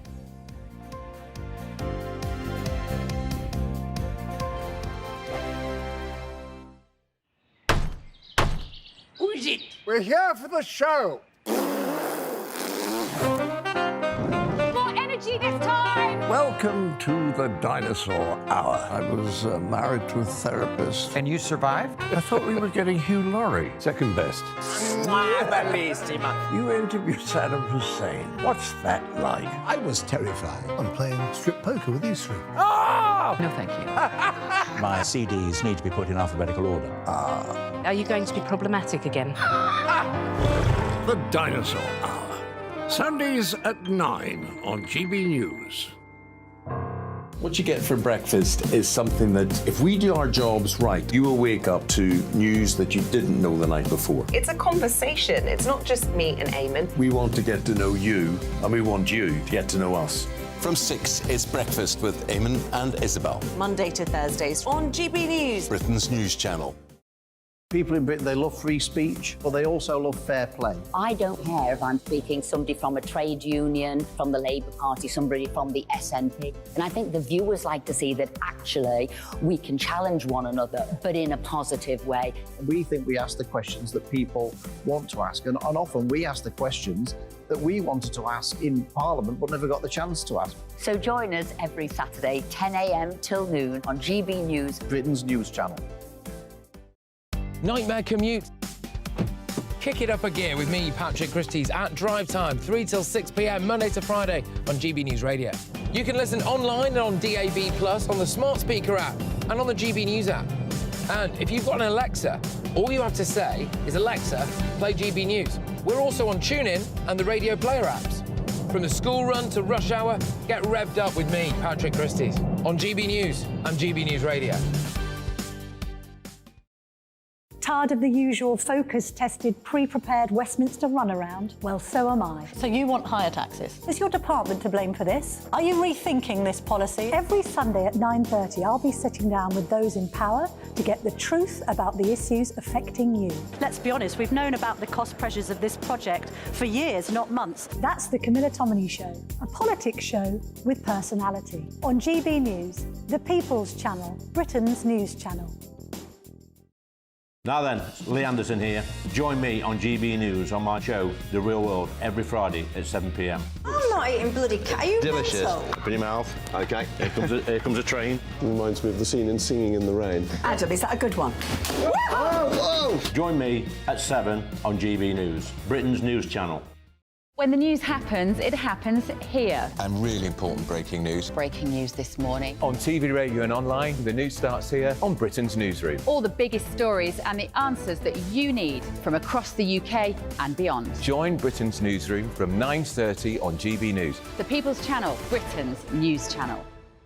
GB News, unlike other broadcasters, isn't obsessed with the London-Westminster bubble. We think there's a nation beyond the M25, and that's why we talk about the issues that matter across the land. Join me on State of the Nation, 8 to 9 o'clock, Monday to Thursday, on GB News. Daisy's listening, and you should too.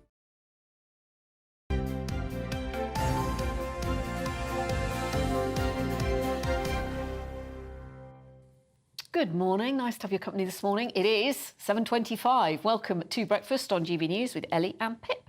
Now, 1 year ago this week, tech billionaire Elon Musk purchased Twitter, remember that? And kicked off his leadership with the tweet, "The bird is freed," touting himself as a free speech absolutist. Since taking over, he laid off about 80% of the workforce, changed how Twitter integrates adverts, brought in subscriptions, and eventually changed its name to X. He's basically done quite a lot, hasn't he? Yes. So, in a world where Twitter isn't even called Twitter anymore, is the platform still relevant? And is it the beacon of free speech that Musk so desperately wanted to create?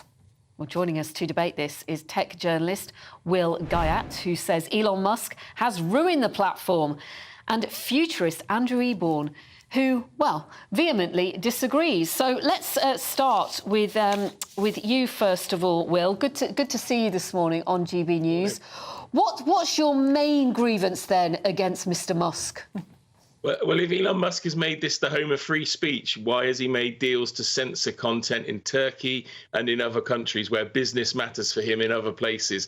And if Elon Musk is the bastion of the freedom of speech, why is he still freely employing non-disclosure agreements with members of staff who leave Tesla, who leave Twitter, who leave SpaceX? He can say one thing, but its behavior means a different thing. And the other challenge you face here with X over the last year too, there's just been this really strange change in policy. He keeps saying things are improving. There's less hate on the platform. All independent measures and independent groups suggest differently. And when they suggest differently, Elon Musk suggests conspiracy. So that's where the problem lies. OK, well, Angela Eamonn, let's bring you in at that point. Does Elon Musk say one thing and do another? Well, I am a Musketeer, I have to say. I think having these glorious eccentrics in the world at the moment is exactly what we want. He said when he took it over for the 44 billion crazy figure coming up on the 27th of October, it's a mission to promote and protect the public conversation.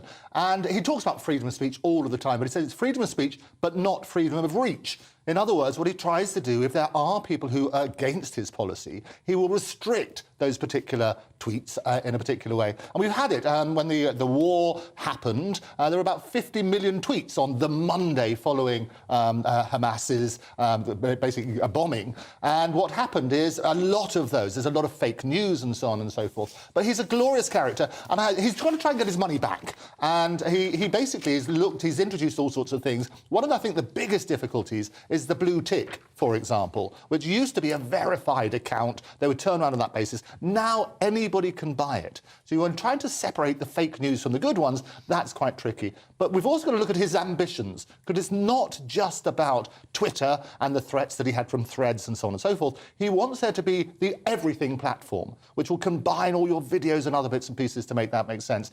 So time will tell. I think the jury's out on that one. But I'm absolutely a supporter. I think he's doing pretty well on it.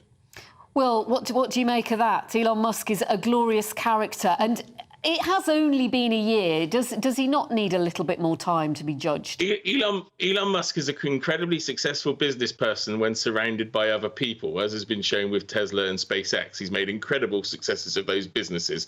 Twitter, on the other hand, he doesn't have a clue what he's doing with it. And as for tackling misinformation, explain to me why Elon Musk himself was encouraging people to follow accounts that had falsely suggested that the White House in the US had been attacked with a bomb in April. Obviously, that was very quickly proven to be untrue, but just over a week ago, Elon Musk was encouraging people to follow those for impartial news on the conflict in Israel versus Hamas. So you're in a situation here where you no longer know what's real on the platform. That's also the challenge. The blue tick used to mean verified news sources, organizations like GBNews and others. Now, any Tom, Dick or Harry can spend $8 a month, buy the blue tick and get their posts forced up people's feeds. It just simply doesn't work. It no longer works for what it was intended for, which is a place for news and conversation.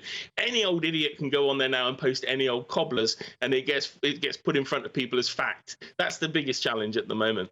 Yeah, and you're absolutely right. You do have to question everything. But interesting, they say that 99.9% of the content is healthy, and he does that through his own sort of side. I was talking to the basically the alumni for free speech yesterday, and whilst they're absolutely, as the name suggests, advocates for free speech, their concern is that we're living in this diseased information age, and at the moment it's not about having a sensible dialogue, but it's more about extremes of conversation. It was P.T. Barnum who said, if you want to draw a crowd, start a fight, and that certainly seems to be a fairly toxic environment. Andrew, you say 99% of the content is healthy. I find that very difficult to believe. I mean, what's happening at the moment, this horrific Israel-Gaza conflict, the amount of content on there that is incorrect, that is offensive, that is, I mean, honestly, you're seeing it at the moment more than at any other time. Yeah, you make a very fair point, Pip, and I would agree with you. It's actually not my words, it was his, and it wasn't 99%, it was 99.9% is what they're claiming.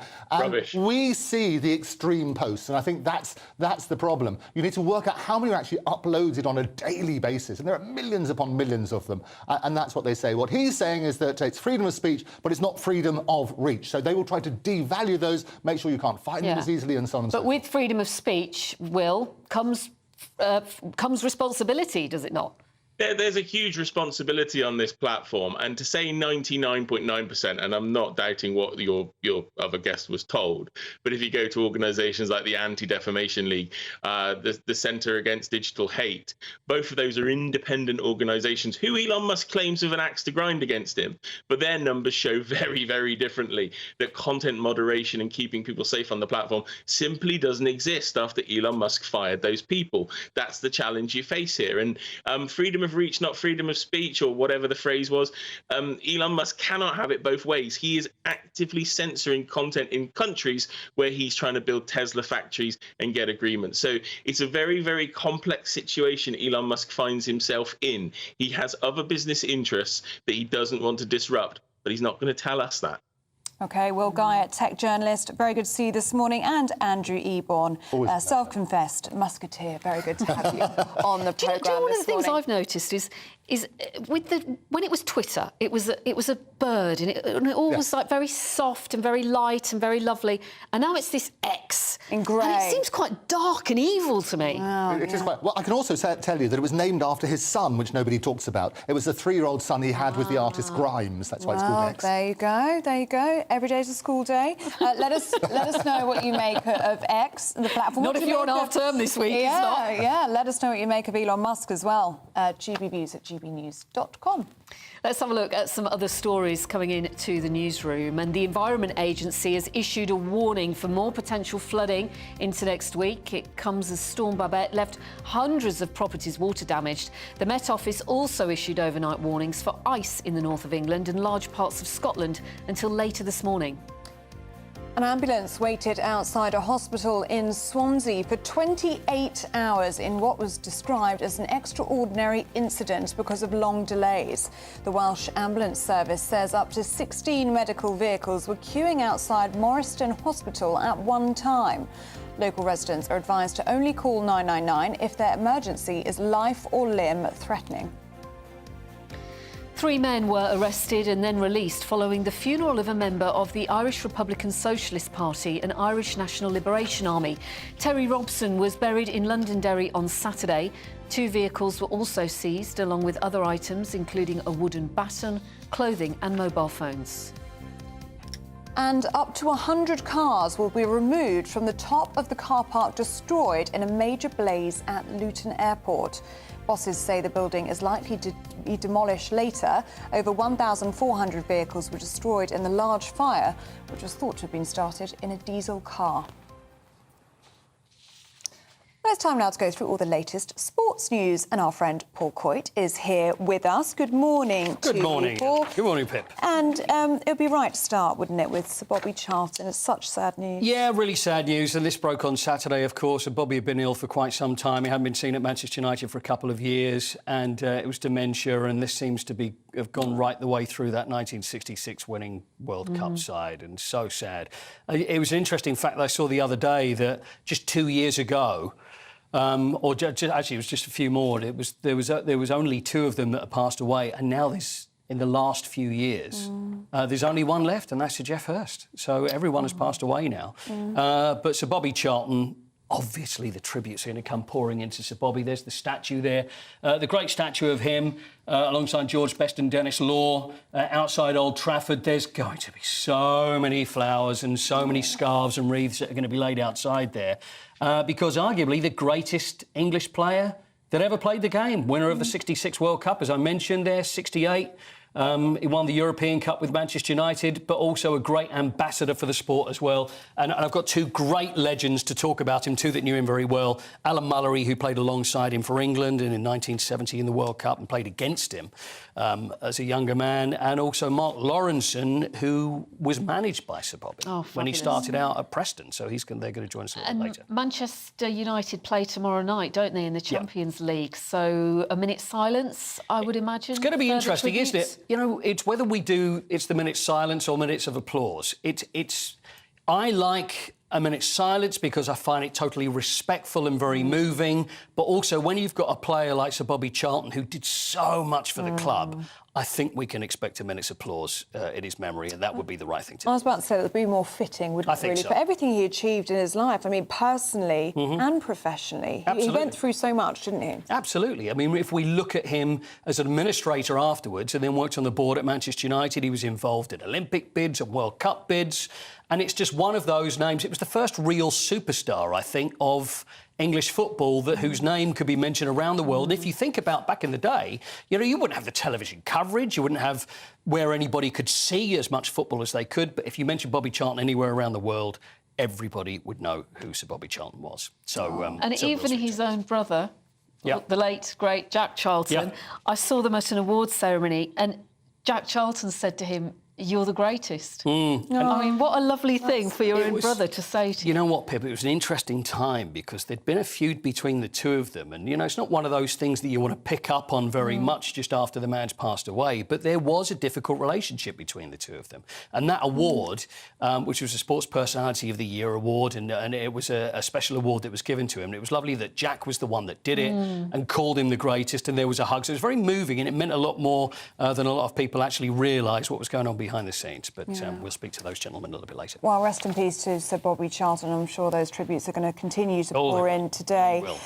Coity, let's take a look, shall we, at the rugby. And this is a very bad-tempered World Cup semi-final. Well, it was an incredible game, and England losing 16-15 in the World Cup semi-final to South Africa and led for the whole game, right up till 2 minutes before the end. That old chestnut. Oh, it's that old chestnut. It's that thing about English sport, but it was... Nobody expected England to do as well as they've done, and they really did well.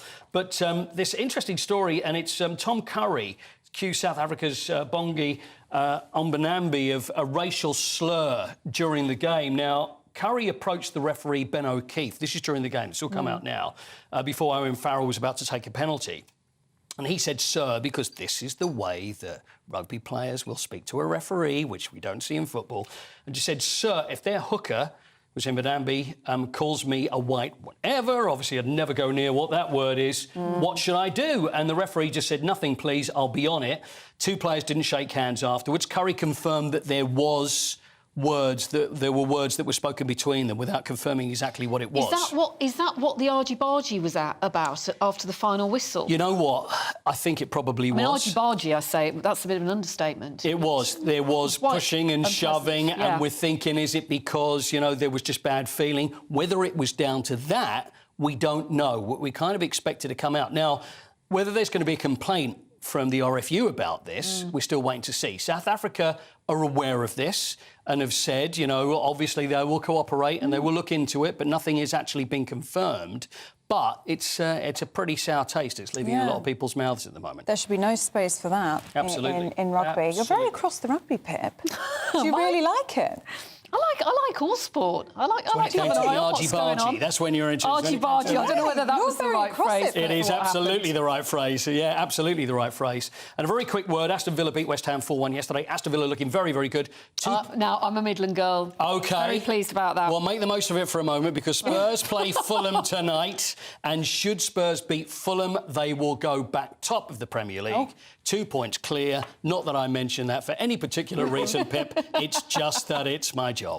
You could have a very late night tonight, Coity. I could have a very late night at Tottenham tonight. Well. So, yeah. So the eyes will be slightly redder, I think, around 6 o'clock. I think so, tomorrow morning. But you're going to be with us in the next hour and we're going to be paying tribute, aren't we? Alan Mallory, Mark Lawrenson will be joining us live. Very excited about that. So do stay tuned for that. But still to come, tea and coffee can keep you stronger in old age. We'll all be doing well, won't we? Well, where's my coffee, team? I've got one here. Stay with us. I'll get yours, Pip. You leave it with me. Thanks, matey.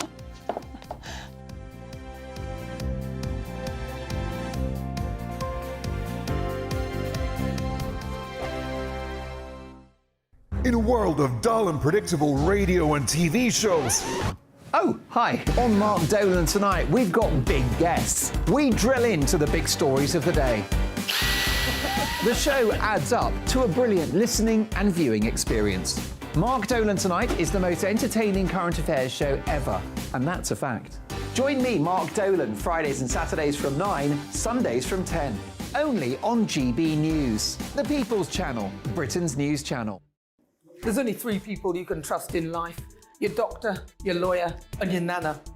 I'm not sure. So join me, Nana Aquare, at 3 p.m. every Saturday and Sunday, where we discuss the biggest topics of the weekend. Be ready for battle. Could you be quiet? What is this? It's my new It's your new t-shirt. I don't bite. Well, not without a good reason. Always honest, always fun. Every weekend at 3 p.m. on GB News, the People's Channel, Britain's news channel. So Jubes & Co, we tackle the issues of the day with real, robust debate. Both sides of the fence, battling it out with me in the middle with my forthright opinions and views. And often really interesting things happen because you start with a position and then by the end of the debate you find actually, well, I might not have thought about that one. What we need in this country is 2 new political parties. You should maybe think about doing a 2024 calendar. I'm Michelle Dewberry and I'm keeping you company right through until 7 o'clock this evening. GB News, the People's Channel, Britain's watching. Join us every night on GB News at 11 p.m. for Headliners, which is 3 top comedians going through the next day's news stories, which is exactly what you need, because when the establishment has gone crazy, you need some craziness to make sense of it. Headliners. You don't have to bother reading the newspaper. We've got it covered for you. Every night at 11 p.m. and repeated every morning at 5 a.m. We won't send you to sleep like some of the other paper review shows out there. So join us 11 p.m. every night on GB News. The People's Channel, Britain's news channel. GB News, unlike other broadcasters, isn't obsessed with the London-Westminster bubble. We think there's a nation beyond the M25, and that's why we talk about the issues that matter across the land. Join me on State of the Nation, 8 to 9 o'clock, Monday to Thursday, on GB News. Daisy's listening, and you should too. Every Sunday from 11, join Michael Portillo. There'll be topical discussion, looking at the week before and the week to come. So kick back and relax at 11 a.m. on Sundays on GB News with me, Michael Portillo. GB News, the People's Channel, Britain's news channel. I'm Andrew Doyle. Join me at 7 o'clock every Sunday night for Free Speech Nation, the show where I tackle the week's biggest stories in politics and current affairs with the help of my 2 comedian panellists and a variety of special guests. Free Speech Nation, Sunday nights from 7 on GB News, the People's Channel, Britain's news channel. Nightmare commute. Kick it up a gear with me, Patrick Christie's, at Drive Time, 3 till 6 p.m, Monday to Friday on GB News Radio. You can listen online and on DAB+, on the smart speaker app and on the GB News app. And if you've got an Alexa, all you have to say is, Alexa, play GB News. We're also on TuneIn and the Radio Player apps. From the school run to rush hour, get revved up with me, Patrick Christie's, on GB News and GB News Radio.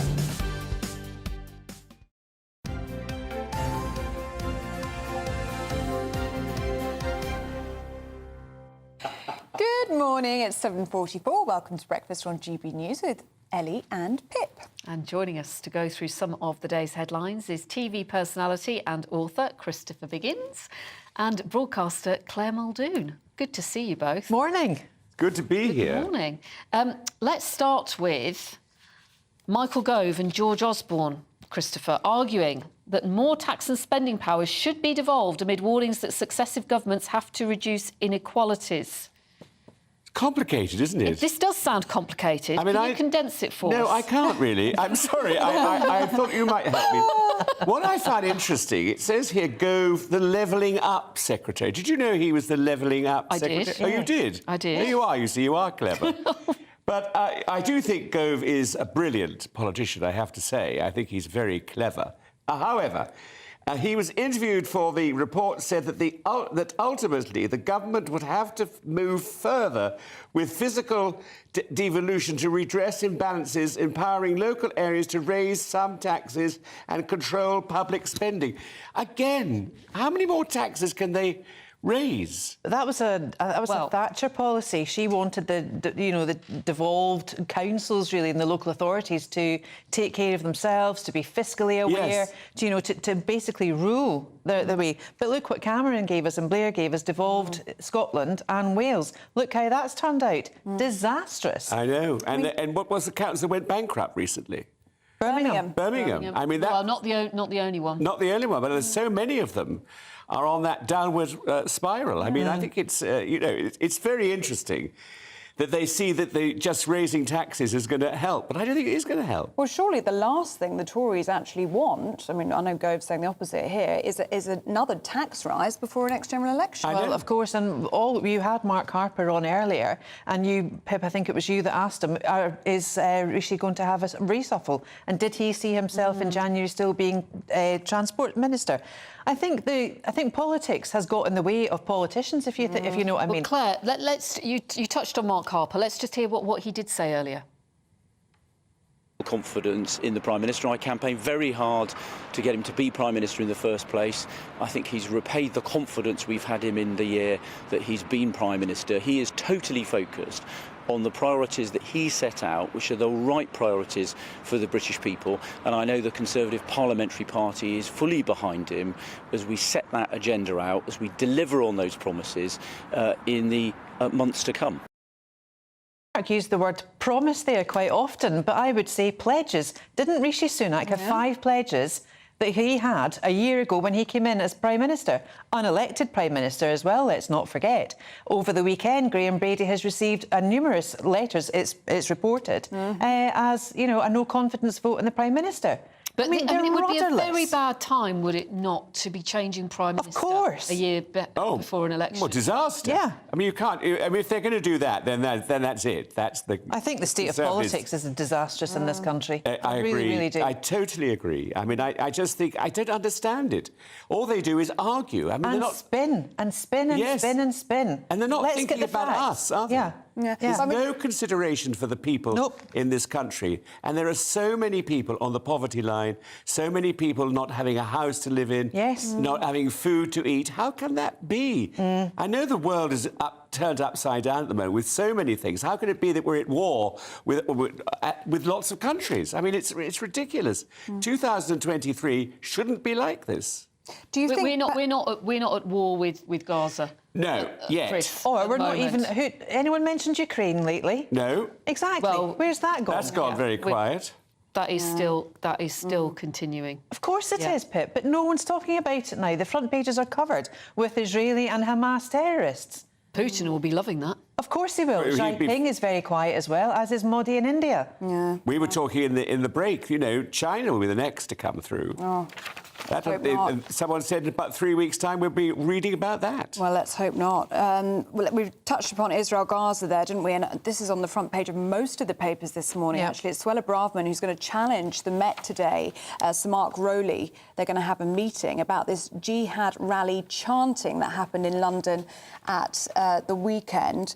Christopher, you're going to tell us a bit more about this. Yes, I mean, it's just terrifying that, and what she's going to say to the Met is that there should be more arrests made because you can't have people going around shouting and screaming that, you know, what they did at the weekend. I mean, it's ridiculous.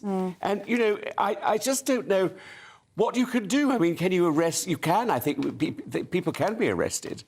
But, you know, we hear that jails are full, that there's so many problems along that line.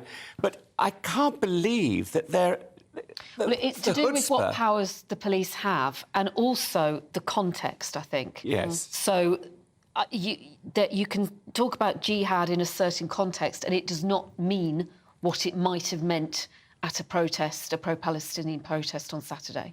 And that is the complication there. Yeah. Well, so it's a very grey area then. Yeah, it is a grey area, and the powers the police have.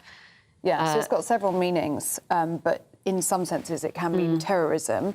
And obviously if the police deem it to be so, you could be arrested under the Terrorism Act 2006 or the Terrorism Act 2000. But that didn't happen on Saturday, and that's Suella Braverman's point, that something should have been done by the Metropolitan Police. Well, the Met have got a lot, you know, they've got a lot to answer for, considering what's happened within, the WhatsApp groups, the misogyny. The Met really has problems on its hands, and it really has to, and they've got no recruitment policy either, or the one that they have is not really fit for purpose. I am not comfortable at all with this being such a grey area and allowing the police to police it, because I don't think they can. I don't think they can make that on the spot decision without lots of reference. I mean, it's almost as if it's like a VAR that they use in sports now to check the decision. You know, it should be short, sharp, shock. That's the way the police should be policing. That's why it sounds like the Home Secretary and police chiefs need to have a conversation about this. They do need to have a conversation. How many times have we said that this morning? People need to be talking to each other. Communication has to be key in order for the right message to be sent across, even to the public. And it's up to the public then to exercise their free will and choose whichever route they want to choose. If they want to be absolutely abhorrent at protests, then let them, you know? Well, especially whilst tensions are so high, especially in London at the moment with these pro-Palestinian protests, and we've got the Israel demonstrations as well, there needs to be a really clear line of what is acceptable, what's acceptable language and what is not. Absolutely. And I don't think the government are taking a strong enough stance on it. I mean, I think that they are holding back for fear of, you know, thinking about what's going to happen in the future for their party. Democratically, though, people still have their fundamental right to free speech. That is very true. I'm not a great believer in policing that. No. Or indeed making it a criminal offence. I think we've got enough offendings and offences being, you know, happening without having to worry about what we think and what we actually say.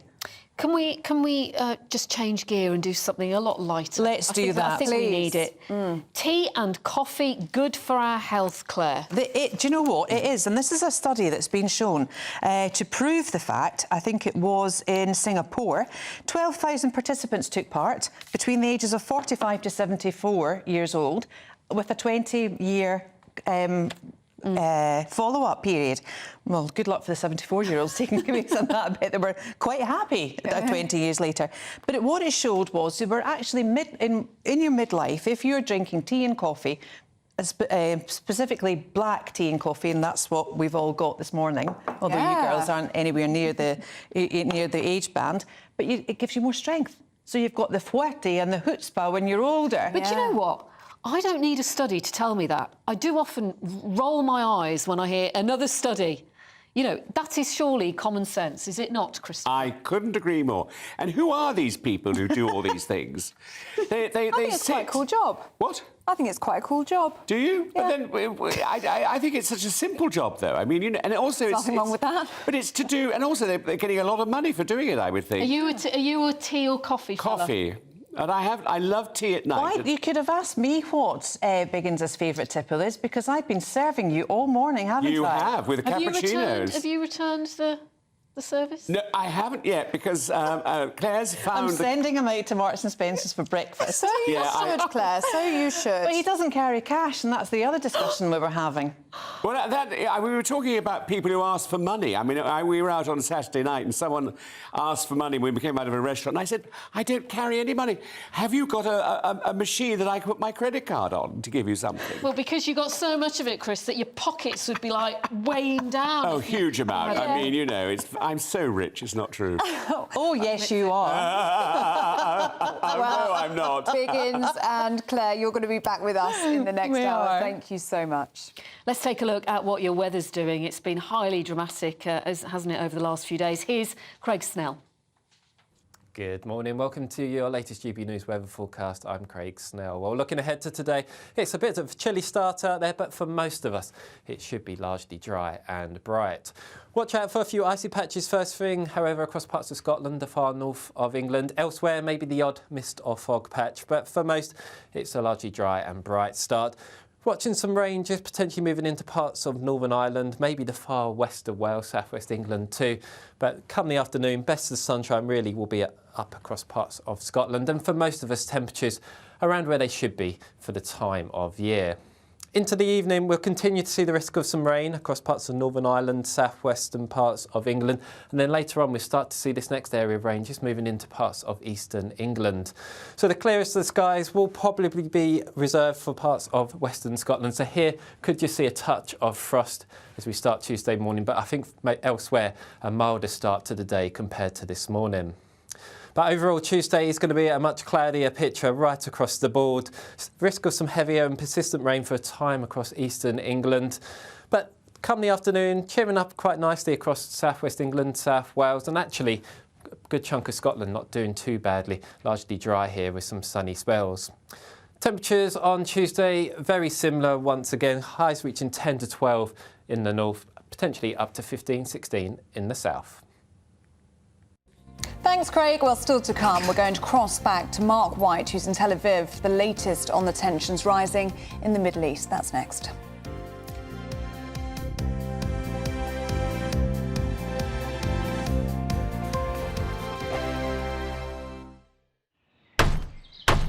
Who is it? We're here for the show. More energy energy this time! Welcome to the Dinosaur Hour. I was married to a therapist. And you survived? I thought we were getting Hugh Laurie. Second best. You interviewed Saddam Hussein. What's that like? I was terrified. I'm playing strip poker with these three. Oh! No, thank you. My CDs need to be put in alphabetical order. Are you going to be problematic again? The Dinosaur Hour. Sundays at 9 on GB News. What you get for breakfast is something that, if we do our jobs right, you will wake up to news that you didn't know the night before. It's a conversation. It's not just me and Eamonn. We want to get to know you, and we want you to get to know us. From 6, it's Breakfast with Eamonn and Isabel. Monday to Thursdays on GB News. Britain's news channel. People in Britain, they love free speech, but they also love fair play. I don't care if I'm speaking somebody from a trade union, from the Labour Party, somebody from the SNP. And I think the viewers like to see that actually we can challenge one another, but in a positive way. We think we ask the questions that people want to ask, and often we ask the questions that we wanted to ask in Parliament but never got the chance to ask. So join us every Saturday, 10 a.m. till noon on GB News, Britain's news channel. Nightmare commute. Kick it up a gear with me, Patrick Christie's, at Drive Time, 3 till 6 p.m, Monday to Friday on GB News Radio. You can listen online and on DAB+, on the smart speaker app and on the GB News app. And if you've got an Alexa, all you have to say is, Alexa, play GB News. We're also on TuneIn and the Radio Player apps. From the school run to rush hour, get revved up with me, Patrick Christie's, on GB News and GB News Radio. Tired of the usual focus-tested, pre-prepared Westminster runaround? Well, so am I. So you want higher taxes? Is your department to blame for this? Are you rethinking this policy? Every Sunday at 9:30, I'll be sitting down with those in power to get the truth about the issues affecting you. Let's be honest, we've known about the cost pressures of this project for years, not months. That's the Camilla Tominey Show, a politics show with personality. On GB News, the People's Channel, Britain's news channel. Now then, Lee Anderson here. Join me on GB News on my show, The Real World, every Friday at 7 p.m. I'm not eating bloody cat. Are you Delicious. mental? Open your mouth. OK, here comes a train. Reminds me of the scene in Singing in the Rain. Adam, is that a good one? Whoa! Join me at 7 on GB News, Britain's news channel. When the news happens, it happens here. And really important breaking news. Breaking news this morning. On TV, radio and online, the news starts here on Britain's Newsroom. All the biggest stories and the answers that you need from across the UK and beyond. Join Britain's Newsroom from 9:30 on GB News. The People's Channel, Britain's news channel. GB News, unlike other broadcasters, isn't obsessed with the London-Westminster bubble. We think there's a nation beyond the M25, and that's why we talk about the issues that matter across the land. Join me on State of the Nation, 8 to 9 o'clock, Monday to Thursday, on GB News. Daisy's listening, and you should too.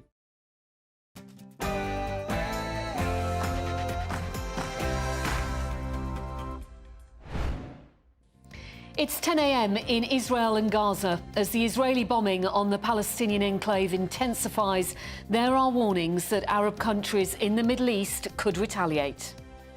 Good morning, it's 8 o'clock on Monday, the 23rd of October. This is Breakfast on GB News with me, Ellie Costello, and Pip Thompson. Here's what's coming up in the show today. Iran's foreign minister has warned Israel and the US that the Middle East may spiral out of control if Israel does not immediately stop its military action. Earlier, we spoke to Transport Secretary Mark Harper. You'll have seen last week the Foreign Secretary and the Prime Minister in the region talking to leaders, working very hard, both dealing with the hostages, the British citizens that have been taken hostage, but also talking to Israel, supporting them in their right to defend their country. Meanwhile, the Israeli Defense Forces have accused Hamas of exploiting civilians in Gaza by deliberately placing rocket launchers in schools, a kindergarten and a mosque. Mark White has the latest from Tel Aviv. Well, the Israeli military have released photographs that they say shows the placement of these rockets in these sensitive sites, but there's been no let-up in the bombardment, with 320 Israeli strikes on Gaza in the past 24 hours. Latest figures show that shoplifting offences recorded by police in England and Wales have risen by 25% in the past year. The government is considering fitting those offenders with GPS tags. Sexual education will become compulsory for all post-primary schools in Northern Ireland. Pupils will be taught about abortion and the prevention of early pregnancy from January 2024. Well, it's been such a weekend, hasn't it, with Storm Babette battering so many parts of the country. Craig Snell will have your weather forecast. Good morning. Storm Babette finally cleared the UK over the weekend. Will the weather settle down over the coming days? Find out in a little bit. And Paul Coyte will have all of the latest in sport. I do, and two football legends that will be paying tribute to the late Sir Bobby Charlton with us very shortly. One who played against him and played alongside him for England, and the other one who was managed by him. So that's Mark Lawrenson and Alan Mullery with us a little bit later. Thanks, Coyte. And remember, you can join in any of our discussions this morning by emailing gbviews@gbnews.com, or you can tweet us at gbnews.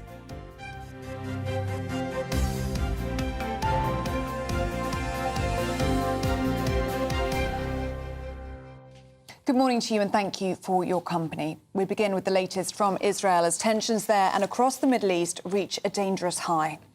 Iran's foreign minister has warned Israel and the US that the Middle East may go out of control if the war with Hamas continues. Iran blames the US for providing military support to Israel. Recently, the bombing of Gaza has intensified, and the latest pictures from hospitals there show a build-up of bodies, including children. Hamas says 266 Palestinians have been killed in the past 24 hours, including 117 children. Israel says it killed dozens of terrorists overnight. Gaza's health ministry claims that since the 7th of October, Israeli strikes on Gaza have resulted in the death of 4,651 Palestinians, of which 40% were children. The United Nations says a second convoy of aid was allowed to enter Gaza, taking aid to millions of people inside who are in need of food, water and medical aid after more than 2 weeks of bombing. Tensions are also high in the occupied West Bank, where, in a rare move, Israel has bombed what they described as a Hamas target. A ground invasion of Gaza appears imminent as troops and tanks circle the enclave, fighting on the border. The Israeli Prime Minister has warned his troops that his people were in a battle for their lives and said the war against Hamas is to do or die. Let's cross now to Tel Aviv, where GB News' security editor Mark White is waiting for us. Good morning, Mark. It feels like for a number of days now we've kept talking about this ground invasion being imminent. Why has Benjamin Netanyahu not given the order yet, do you think? Well, I think there are a number of factors. When Israel goes in, will be, of course, of a time of its choosing.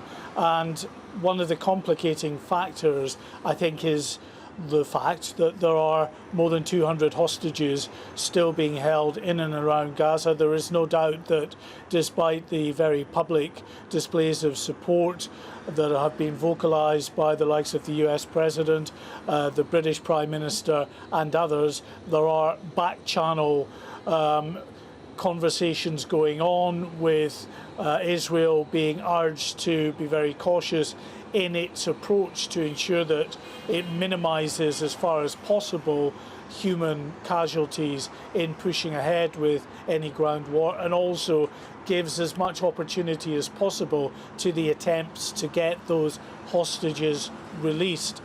In terms of the operation at the moment, what we're seeing is no let-up and in fact an intensification in the Israeli airstrikes with a view to trying to degrade Hamas. But Israel has said that those operations are being hampered by what they say is Hamas cynically exploiting civilians to put rocket launchers right next to sensitive sites, and they've produced some photographic evidence that they put out that they say shows these rocket launchers right next to, in one instance, a kindergarten, also next to some schools, rocket launchers next to a UN compound and a mosque as well. So that is a complicating factor.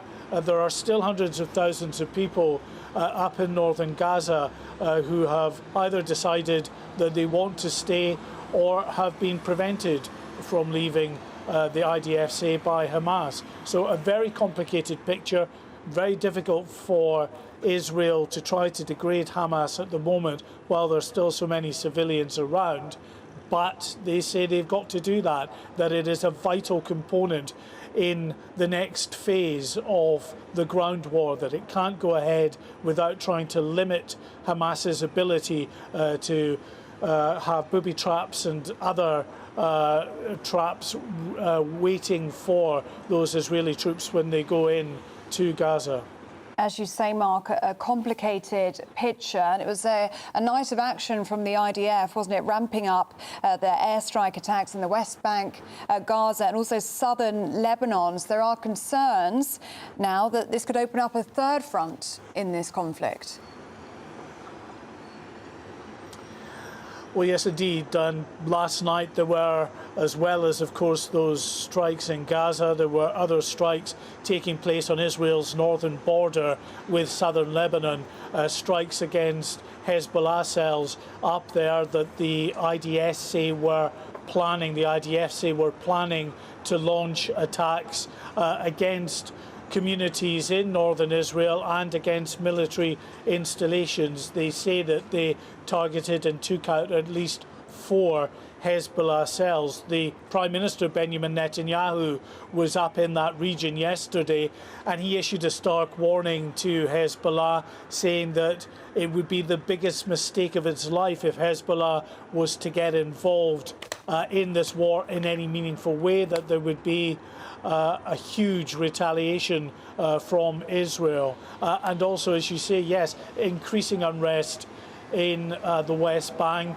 with a mosque that was struck in Jenin. Now, the IDF say that mosque was targeted, not the mosque directly, but a compound underneath the mosque that was being used by Islamic Jihad terrorists, again, according to the IDF, to plan an imminent terrorist attack. Mark, some good news in that a second convoy carrying humanitarian aid, food, water supplies, medical supplies, that has gone in. And President Biden says there will now be continuous aid into Gaza. Yes, there was a phone call between US President Biden and Prime Minister Netanyahu yesterday, which the White House claims that both men agreed to the continuation of these aid supplies in. But it is a trickle at the moment, just 34 aid trucks that have come over the Rafah crossing, that border between Gaza and Egypt. Now, that is just 4% of the normal aid supplies that would come across that border into Gaza. But there are some real concerns that Israel has that many of the supplies will fall into the hands of Hamas, because quite simply Hamas controls Gaza, and anything going into Gaza is therefore potentially under the control of Hamas. And particularly fuel supplies, they have not been going into Gaza as yet, because Israel believes that the second fuel trucks start going into Gaza, then they will be commandeered by Hamas. Mark White, Home and Security Editor, talking to us from Tel Aviv. Thank you. Now, the Labour leader, Sir Keir Starmer, is visiting a steelworks in South Wales today ahead of his party's planned investment announcement. Sir Keir will visit the site with Welsh First Minister Mark Drayford and Wales Shadow Secretary Joe Stevens. Their party plans to partner with the steel industry in order to deliver a decade-long investment programme for the area. Well, we're joined now by the Assistant Editor of Conservative Home, William Atkinson. Very good to see you this morning, William. And Sir Keir Starmer focusing very much on traditional Labour nostalgia with this visit, isn't he? Well, quite. I think a lot of my sources in the Welsh Labour Party are quite dissatisfied with Keir Starmer at the moment. They feel in his efforts to reach government, he's triangulated too far and has perhaps departed from the quite left-wing manifesto in which he stood to be Labour leader. So I think especially after a week in which Labour seems very much on course for power after winning those 2 by-elections last Thursday, I think it's a way of showing perhaps some sort of red meat or red leg to the Labour base by turning up into South Wales, of course, a Labour heartland area, and supporting the sort of traditional manufacturing industry which the Labour Party would like to associate itself. Is it Port Talbot he's going to? Because that's where we heard only a few weeks ago about a lot of job cuts because of this plan now to move to greener energy, which Sir Keir will also pursue if he becomes Prime Minister. Yes, so I think it's linked with two broader themes that various elements of the Shadow Cabinet have talked about. So first of all, Securonomics, which is Rachel Reeves' big economic idea, which is that as the international environment becomes more volatile, as we've seen so clearly in the last couple of weeks, we need to onshore more manufacturing capacity back in Britain. Then secondly, this idea that Ed Miliband's been kicking around for a couple of years of a green prosperity plan, even though that's been robbed of a lot of its funding over the last year by Rachel Reeves and her effort to try and make Labour a party of fiscal discipline. I think those two things combined in trying to support more sort of UK manufacturing, which steel is going to be an obvious part, and also with the transition towards net zero, which the Labour Party is behind, you are, of course, going to need steel to build those wind turbines and the like that are required to make us a sort of clean energy superpower. The problem with that, though, is British steel is particularly expensive, and the EU's just introduced a new sort of carbon border mechanism, which means actually a lot of cheap steel from the rest of the world is going to be diverted into Britain and outside of European markets, which means actually it's going to probably decimate even further the British steel industry, which is already pretty much in its last legs and only sustained through government intervention. So I think what it's ultimately going to boil down to is an awful lot of money to try and prop up an increasingly small number of jobs. Do you think it's a wise move, perhaps good timing for Sir Keir Starmer to be going back to those traditional Labour voters just a few days after those by-election victories last week? Because the Labour Party now has to find that balance, don't they, of appearing confident after those victories, but not complacent with probably a year to go until a general election. Well, exactly, you know, and if, as Harold Dawson said, a week's a long time in politics and a year is certainly even a longer one. I think last year was the anniversary of Alec Douglas-Home becoming Prime Minister. He only had a year as Prime Minister, but he managed to slim the Labour lead in the polls from 20% to under 1% by the 1964 general election. Rishi Sunak will be hoping to do a similar thing over the next year. So I think, in a way, it's a way that Keir Starmer is suggesting that he has an actual plan and agenda for government after... you could see in his party conference speech, for example, he spent a lot of effort at reaching out to Conservative voters, which seems to be paying off. But I think now, you know, within the Labour Party, conversations are turning not just from what they have to do to actually try and win power, now that it seems they've got a pretty healthy lead in the polls, but actually what they want to do in office. And it seems like this is, as I say, bringing out those previous economic themes that various elements of the Shadow Cabinet have touched upon. OK. William Atkinson, Assistant Editor of Conservative Home, thank you for your insight this morning. Thank you. Now, a review into relationship and sexual education in England is due to finish shortly, partly driven by restrictions parents had to information and the ability to withdraw their children from the module concerning relationships. In June, Northern Ireland had RSE passed into law through Westminster, and the consultation period ends on November the 24th. Some local politicians are calling for more clarity and protection for teachers. Doogie Beattie reports from one of many protests. Protests around Northern Ireland are gathering pace, and communities are coming together with concerns around how relationship and sexuality education will fit into the school's curriculum. There's nothing new about a Saturday afternoon protest in the centre of Belfast. But what's different here is we have the representatives of socialist nationalism alongside those of conservative unionism. It's not about socialist nationalism, it's about what's right and what's wrong. And essentially, we can see a drive, an authoritarianism, if you like, dictating what we should and should not teach to our children, what we should and should not say, where we should be and what we should think even. We're made up of communities, and the community here in Northern Ireland, across all sections of that community, are generally conservative and hold dear very, very closely those Christian values that make up the fabric of this society. In June, the Secretary of State added a minimum content for post-primary level that included health and rights concerning early pregnancy and access to abortion. Between now and January, the Department of Education will be writing statutory regulations that may also include restricting parents' rights to withdraw older children. It is now the law. It is passed by Parliament. But the department here must issue guidance on how that is implemented, and they must issue regulations on an opt-out for parents who do not want their children to be involved in these lessons. It's also important that we have the opt-out ready at the same time as the regulations go live in January this year. And of course that we consider teachers who may not want to teach something that is against their moral conscience and belief. Our parents are now coming forward. They're being alerted that they have the right to ask for the information, to ask for the policies. That in turn, I think, will alert the schools, who will then bring about protection, if you like, and options for the teachers and the staff within their schools. As in England, there has been a worry that outside groups will be brought in, and the framework that is already set out points toward gender identity and sexual orientation being included. The Human Rights Commission have only released a statement saying that they will not conduct interviews during consultation, but will monitor the situation. And the Equality Commission has also refused to comment. This is the Department of Education. They will be responsible for making this policy function. But they too have decided not to come in front of a camera. During this consultation period, it is somewhat strange that those who can give the answers are reluctant to take questions. Dougie Beattie, GB News in County Down.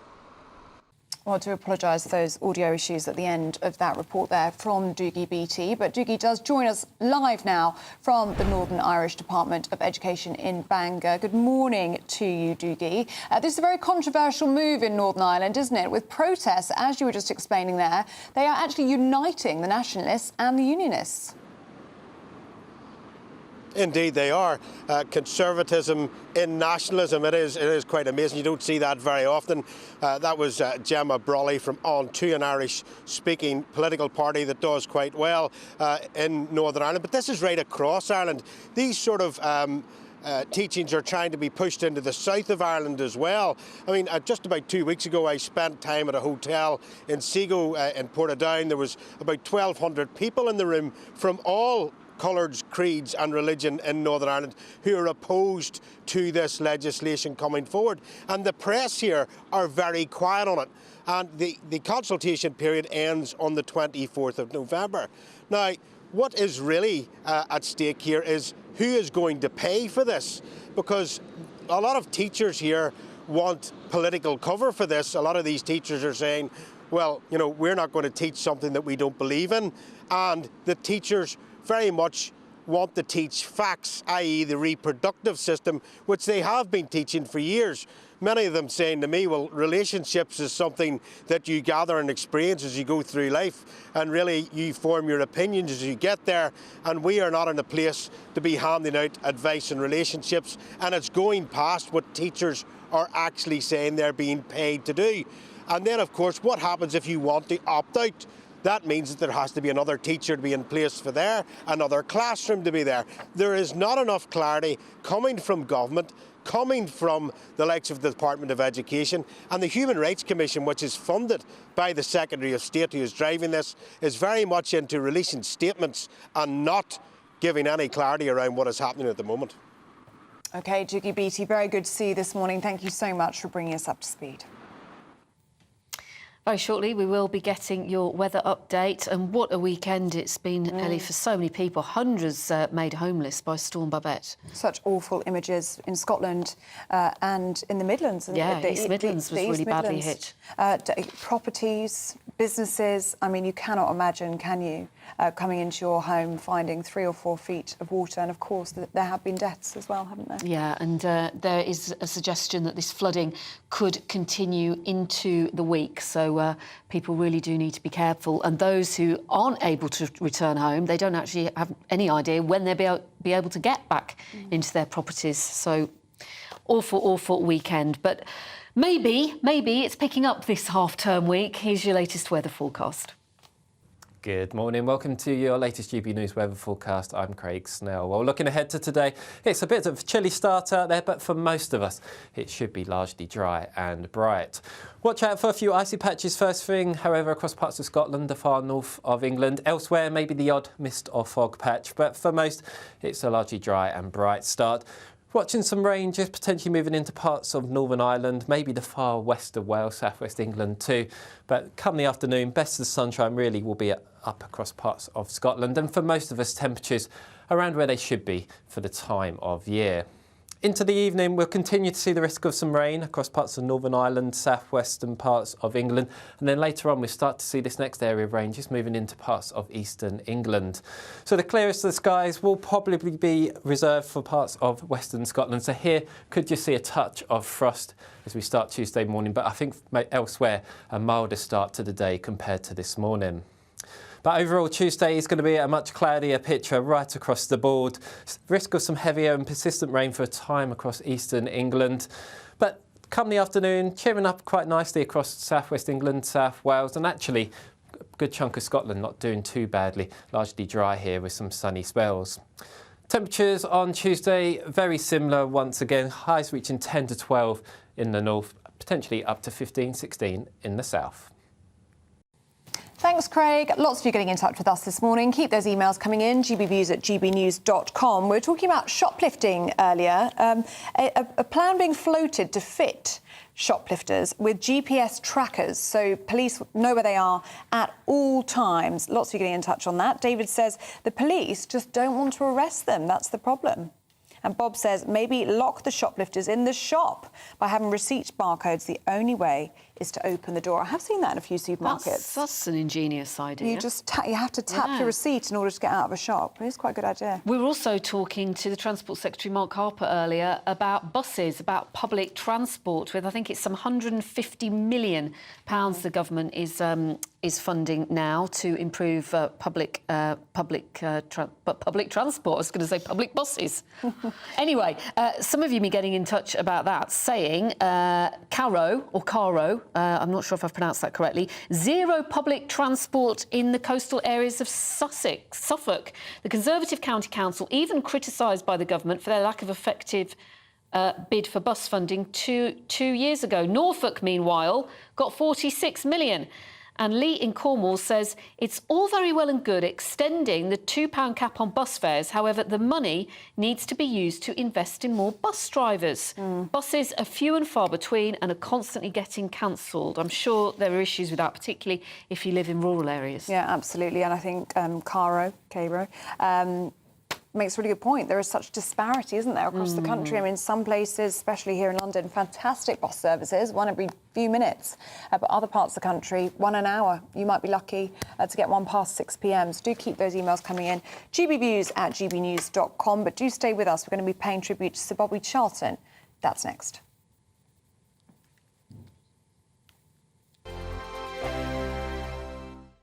In a world of dull and predictable radio and TV shows.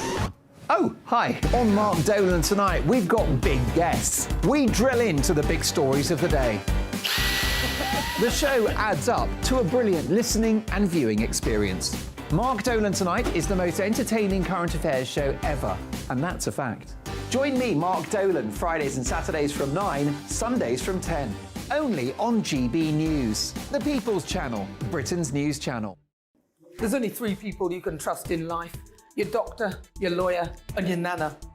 I'm not sure. So join me, Nana Aquare, at 3 p.m. every Saturday and Sunday, where we discuss the biggest topics of the weekend. Be ready for battle. Could you be quiet? What is this? It's my new teeth. It's your new teeth. I don't bite. Well, not without a good reason. Always honest, always fun. Every weekend at 3 p.m. on GB News, the People's Channel, Britain's news channel.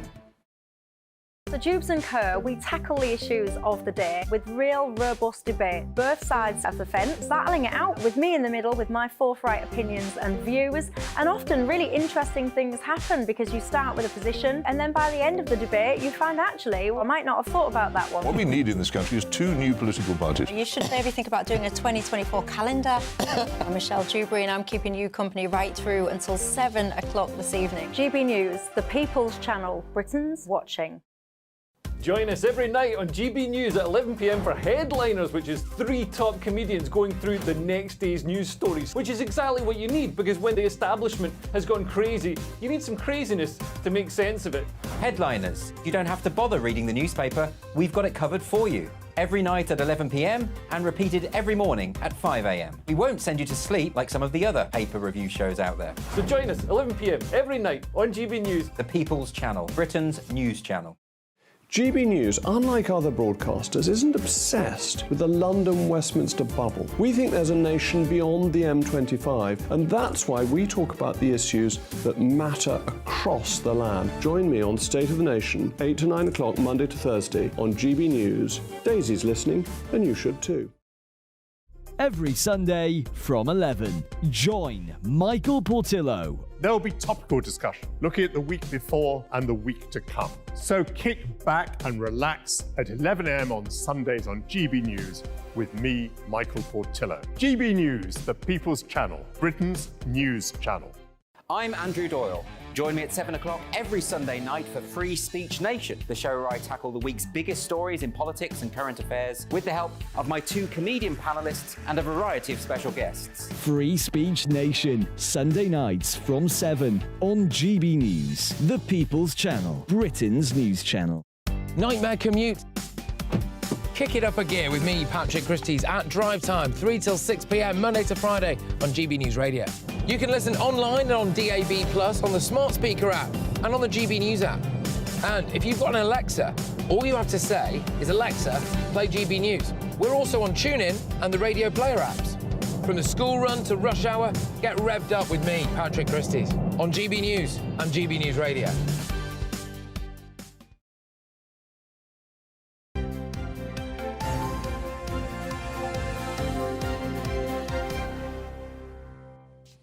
Welcome back. It is nearly 8:28. Welcome to Breakfast on GB News with Ellie and Pip. Now it's time to go through all the latest sports news with our friend Paul Coyte, who joins us with a special guest, may I say, about Sir Bobby Charlton, the late and the great. Yeah, I mean, he is the late and the great. There's no question about that. Bobby Charlton started his career, well, with Manchester United. He was there for over 20 years. Started there as a 15-year-old, went through the Munich air disaster in '58. Of course, World Cup winner from 1966.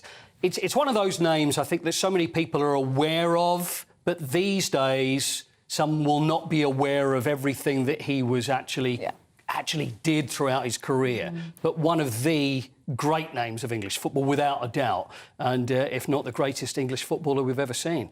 Never really worked out as a manager for him, though, but we do have someone that was managed by him, and also a real footballing legend as well in his own right, played for Liverpool many times, won everything, and actually started out at Preston North End, where his dad played, I believe, and that's where Bobby Charlton was the manager when he found him, and that's the great Mark Lawrence. Morning, Mark.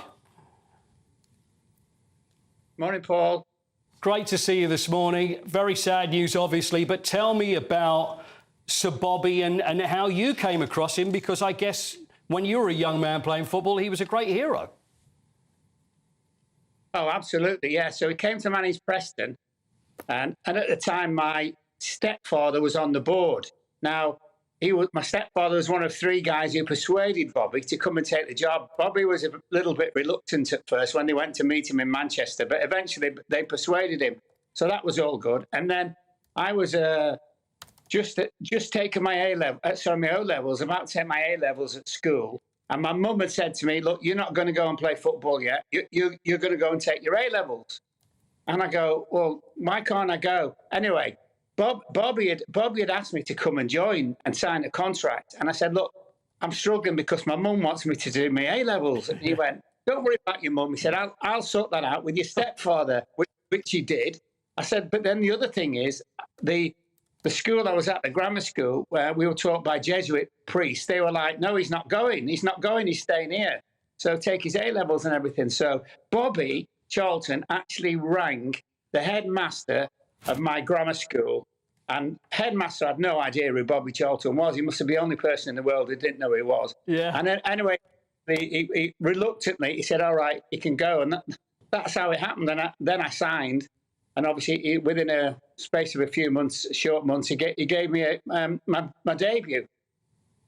Were you, look, there's a fantastic picture there that I know of you as a very young man there alongside, but look at that, honestly, you haven't changed a bit there, Mark, I've got to tell you. But tell me, what was he like as a manager? Because he never continued, did he? There's always one of the great things about Bobby Charlton, that he never went on to become a great manager after that. Was he too nice? Yeah, absolutely too nice. And he just didn't like it. My thought at the time, he just didn't like giving players bad news, like leave them out the team and everything. And more often than not, he used to come and train with us, with the kids, with the U team, and he absolutely loved that because he could be himself. But he didn't like confrontation. I think that's probably the major thing about it. But he was, and we got relegated in the first year that he was there, and then in the end he resigned. But yeah, it was obviously fabulous to play in the team with him. I remember that. My first game as well with them and Bobby, the thing with Bobby when he played was that ball went out for a corner or a free kick, but not out for a free kick, obviously throw-ins, etc. He'd just go, "Oh, ball," to the referee, and of course all the referees go, "Yeah, you're right, Bobby. Absolutely is your ball. On you go." Nobody's going to argue with Bobby Charlton, are they? What was he like though on the training pitch? Was he one of these that just loved it so much and was also competitive when he's playing against you, even though he was just a manager? Oh, yeah, it was always competitive, very, very competitive. But he was just, look, you know as well as I do, can you name 3 players who are two-footed in football at the moment? I can't think of them, you know. And he was that. You actually didn't know, Paul, which was his stronger foot, his left or his right. The way it came to him, he'd just manoeuvre it. And he had this unbelievable shot. I mean, I'm sure you've shown them all the goals that he scored. They were all from long distance, apart from maybe his header in the European Cup, etc. But we used to train at a place called Willow Farm, and it was very, very open. And they used to do this shooting drill. And I was still, I'd only been there a few weeks, so we just had to kind of go and flag the balls when they went over the fence. You know, while everyone was shooting. Bobby's never went over the fence. Bobby's went in the top corners, and he hit the ball from 20, 25 yards every time. And it was like, you know, when you hear a golfer hit a ball and you think, wow, great connect. Thwack. Bobby. And some of the other lads couldn't even reach the goals, and he'd be just smashing these things into each corner. Brilliant. Because wasn't there, I think he said to me once, this was quite a long time ago, and I was asking about left foot and right foot, and it was as a kid, just keep hitting it against the garage door, one, and then keep practicing on the left, and it turned out, although he was right-footed, he ended up just being as good with his left. Practice makes perfect then. Is that what he was like with the rest of you, to advise you to do the same thing? Oh, yeah, most definitely. And sometimes when it was too wet to train, we'd go upstairs in the ground, and there was like a very big room in this ground, probably in the ground, which was about 40 foot from one end to the other. Right. And we put two basketball hoops up, and so we used to split ourselves into 2 teams. And the thing was, you had to try and chip the ball into the opposite basketball. And we were hopeless at it. It was difficult, but we were hopeless at it. And honestly, in my kid's life, he came in one day and he said, "What are you doing, boys?" And we said, "Oh, boss, we're trying to get the ball in here." And he went, "All right, let's have a go." And of course, listen, right-footed, it just went in. Yeah. And we're going, "Oh my God!" And then he said, "Let me try it with my other foot." And guess what happened? You can guess what happened, can't you? Just straight in, and he just looked at us and he went, "Carry on." Closed the door and played on. Genius. Amazing. As a player, I mean, you've summed it up there, but as a professional footballer, how great would you say? I mean, I've said earlier about people around the world, even when there was nowhere near as much TV on football, everybody would know Bobby Charlton. Everybody still knows Bobby Charlton now. How great was he as a football player, Mark? I think the best British player ever. You probably can't go best player in the world because a certain fella called Pele was around. Sure. But he was very, very close to him, and Eusebio would be around as well. But our Bobby was just a top player. And you know, the interesting thing as well is that I am the only person who's actually played for both Bobby and Jack. Yeah. I mean, Jack with that. And you know, those two are so completely different people as well. And you know, looking at the footage there, that was a European Cup final, and yeah, he was brilliant. He really was. And I travelled with him quite a few times when I first started working for the BBC and things, and sat next to him on an airplane. And you suddenly think, oh my goodness, you know, because this is the fella who survived And where was it? Yeah, Munich. Sorry, yes. Munich. And didn't he end up about 30 yards away from, and he's still in his seat after the plane had crashed. And you think, so he's gone through all that, and he still made himself the best British footballer easily by a mile. Incredible career and incredible life as well. And Mark, I really appreciate you taking the time to speak to us. The only man to be managed by both Jack and Bobby. Thank you very much indeed. I know you'll use that, won't you? I'll be using that for the rest of the week. Don't you worry. Thank you very much, Mark. Mark Lawrenson, great legend and also great series memories of If you could have then your dream team of players past and present, yes, who would it be? Sir Bobby? Sir Bobby would be there. Who else would be on that pitch, Paul? I've got to put Glenn Hoddle in there as well. Really? Glenn Hoddle, although taking a lot of flack from the Beckham documentary, but the greatest player I ever saw. Not that there's any Spurs bias in this whatsoever, but, I mean, that's a difficult one for me to go through. 1 to 11. Pele? Would Beckham be there? Pele. Would I put David Beckham in there? I wouldn't put him in the greatest 1 to 11. No, I don't think I would. But if you give me an hour, I could certainly come up with something. I could pick a hell of a team for you.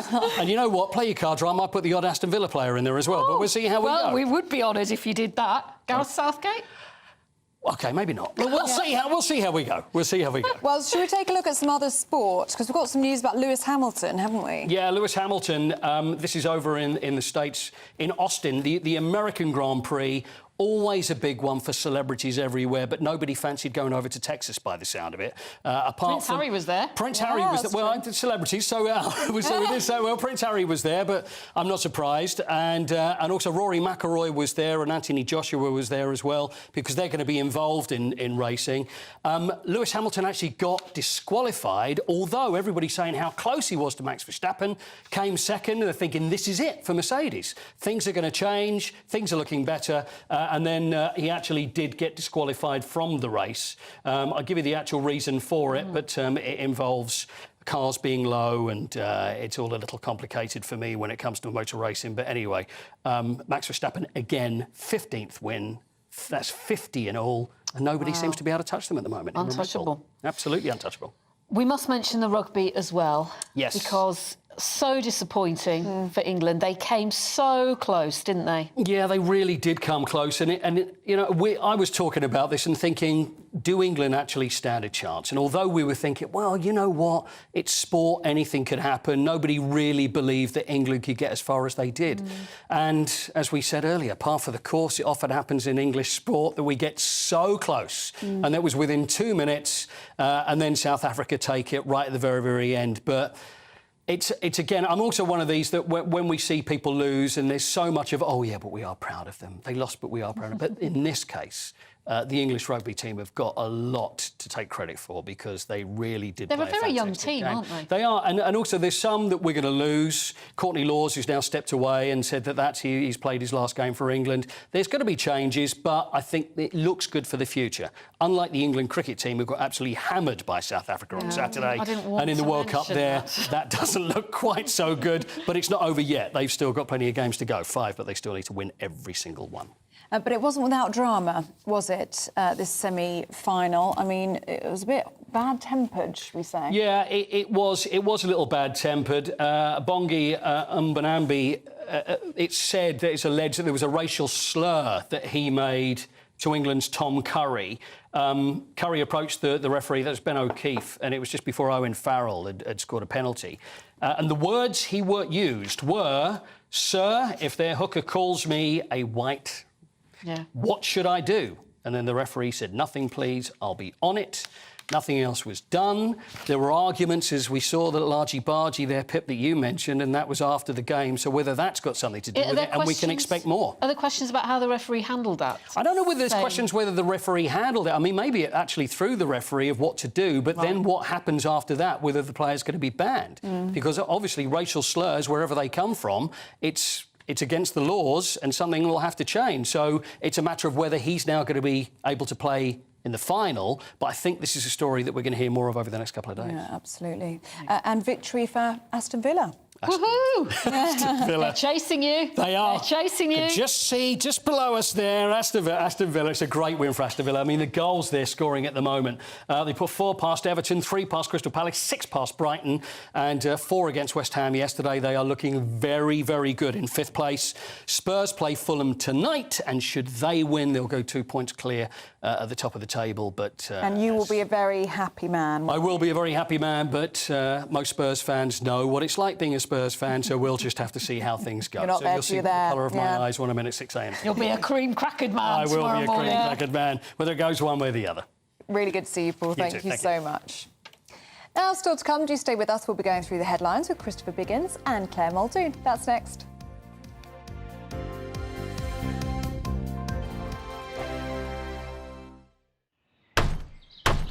Who is it? We're here for the show. More energy this time! Welcome to the Dinosaur Hour. I was married to a therapist. And you survived? I thought we were getting Hugh Laurie. Second best. You interviewed Saddam Hussein. What's that like? I was terrified. I'm playing strip poker with these three. Oh! No, thank you. My CDs need to be put in alphabetical order. Are you going to be problematic again? The Dinosaur Hour. Sundays at 9 on GB News. What you get for breakfast is something that, if we do our jobs right, you will wake up to news that you didn't know the night before. It's a conversation. It's not just me and Eamonn. We want to get to know you, and we want you to get to know us. From 6, it's Breakfast with Eamonn and Isabel. Monday to Thursdays on GB News. Britain's news channel. People in Britain, they love free speech, but they also love fair play. I don't care if I'm speaking somebody from a trade union, from the Labour Party, somebody from the SNP. And I think the viewers like to see that actually we can challenge one another, but in a positive way. We think we ask the questions that people want to ask, and often we ask the questions that we wanted to ask in Parliament but never got the chance to ask. So join us every Saturday, 10 a.m. till noon on GB News, Britain's news channel. Nightmare commute. Kick it up a gear with me, Patrick Christie's, at drive time, 3 till 6 p.m, Monday to Friday on GB News Radio. You can listen online and on DAB+, on the smart speaker app and on the GB News app. And if you've got an Alexa, all you have to say is, Alexa, play GB News. We're also on TuneIn and the Radio Player apps. From the school run to rush hour, get revved up with me, Patrick Christie's, on GB News and GB News Radio. Tired of the usual focus-tested, pre-prepared Westminster runaround? Well, so am I. So you want higher taxes? Is your department to blame for this? Are you rethinking this policy? Every Sunday at 9:30, I'll be sitting down with those in power to get the truth about the issues affecting you. Let's be honest, we've known about the cost pressures of this project for years, not months. That's the Camilla Tominey Show, a politics show with personality. On GB News, the People's Channel, Britain's news channel. Now then, Lee Anderson here. Join me on GB News on my show, The Real World, every Friday at 7 p.m. I'm not eating bloody cat. Are you Delicious. mental? Open your mouth. OK, here comes a train. Reminds me of the scene in Singing in the Rain. Adam, is that a good one? Whoa! Join me at 7 on GB News, Britain's news channel. When the news happens, it happens here. And really important breaking news. Breaking news this morning. On TV, radio and online, the news starts here on Britain's Newsroom. All the biggest stories and the answers that you need from across the UK and beyond. Join Britain's Newsroom from 9:30 on GB News. The People's Channel, Britain's news channel. GB News, unlike other broadcasters, isn't obsessed with the London-Westminster bubble. We think there's a nation beyond the M25, and that's why we talk about the issues that matter across the land. Join me on State of the Nation, 8 to 9 o'clock, Monday to Thursday, on GB News. Daisy's listening, and you should too.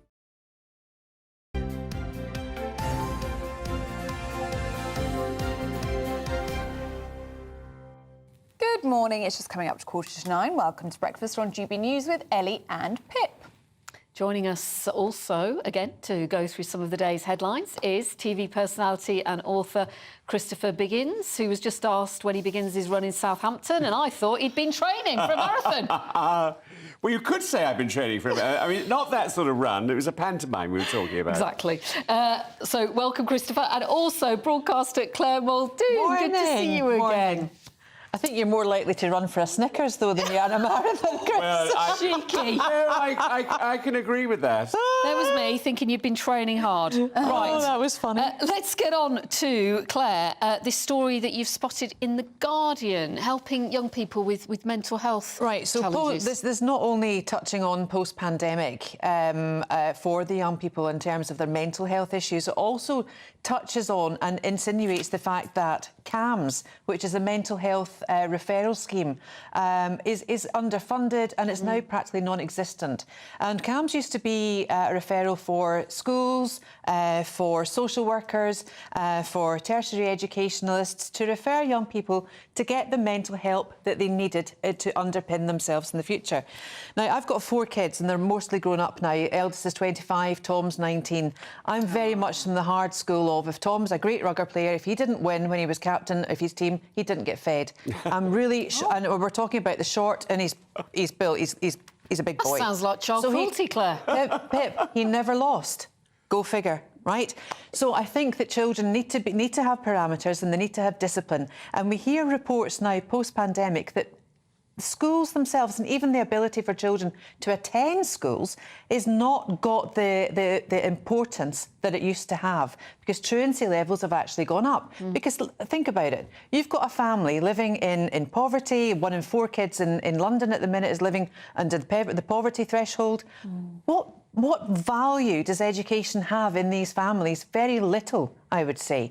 And the fact is that, you know, for every pound that is spent, Bernardo's is saying, for every pound that's spent on these children who are almost lost to society or have lost their way, they would say that by prescribing social activities actually gets them back in. And they've valued it at £1.80 a return, almost pound for pound, and double the return. And I'm a great believer in, you know, underpinning society, bringing children up. We've got apathy now in the by-elections, people not turning out to vote. What anathema is that? It's your fundamental democratic right. It's you need to be socially conscious of what's happening, even if you don't like what's happening. If you don't vote, you can't complain. And I think to get kids back on track, how many of us have seen Top Boy? You know, this is real. It happens. Gang culture, boys, girls falling into the wrong company, as we used to call it. We need to be. We can't be soft on them. We need to help them. And the world is not a bed of roses, and it should not be looked on as such. It's hard graft out there. No, 70 years ago, I remember it was very strict when I was at school. You know, and I was wrapped across the knuckles if I did something wrong, and I learned a lot from that. You did?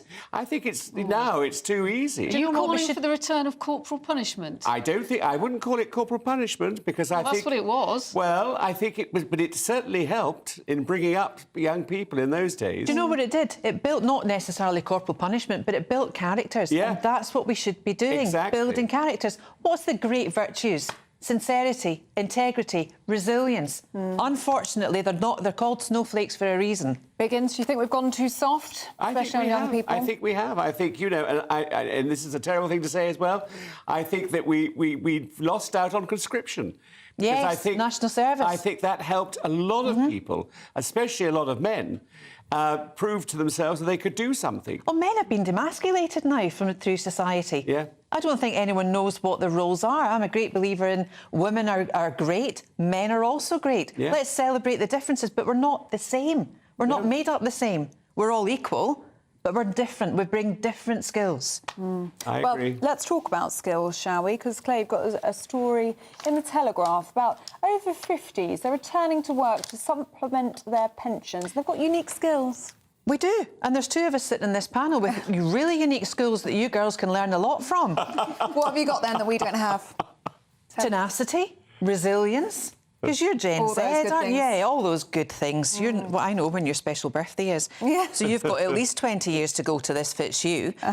So over 50s make up a third of hospitality staff. Obviously, there's been, with the pensions, COVID, pandemic, lockdowns, what we're finding is a lot of over 50s returning to work.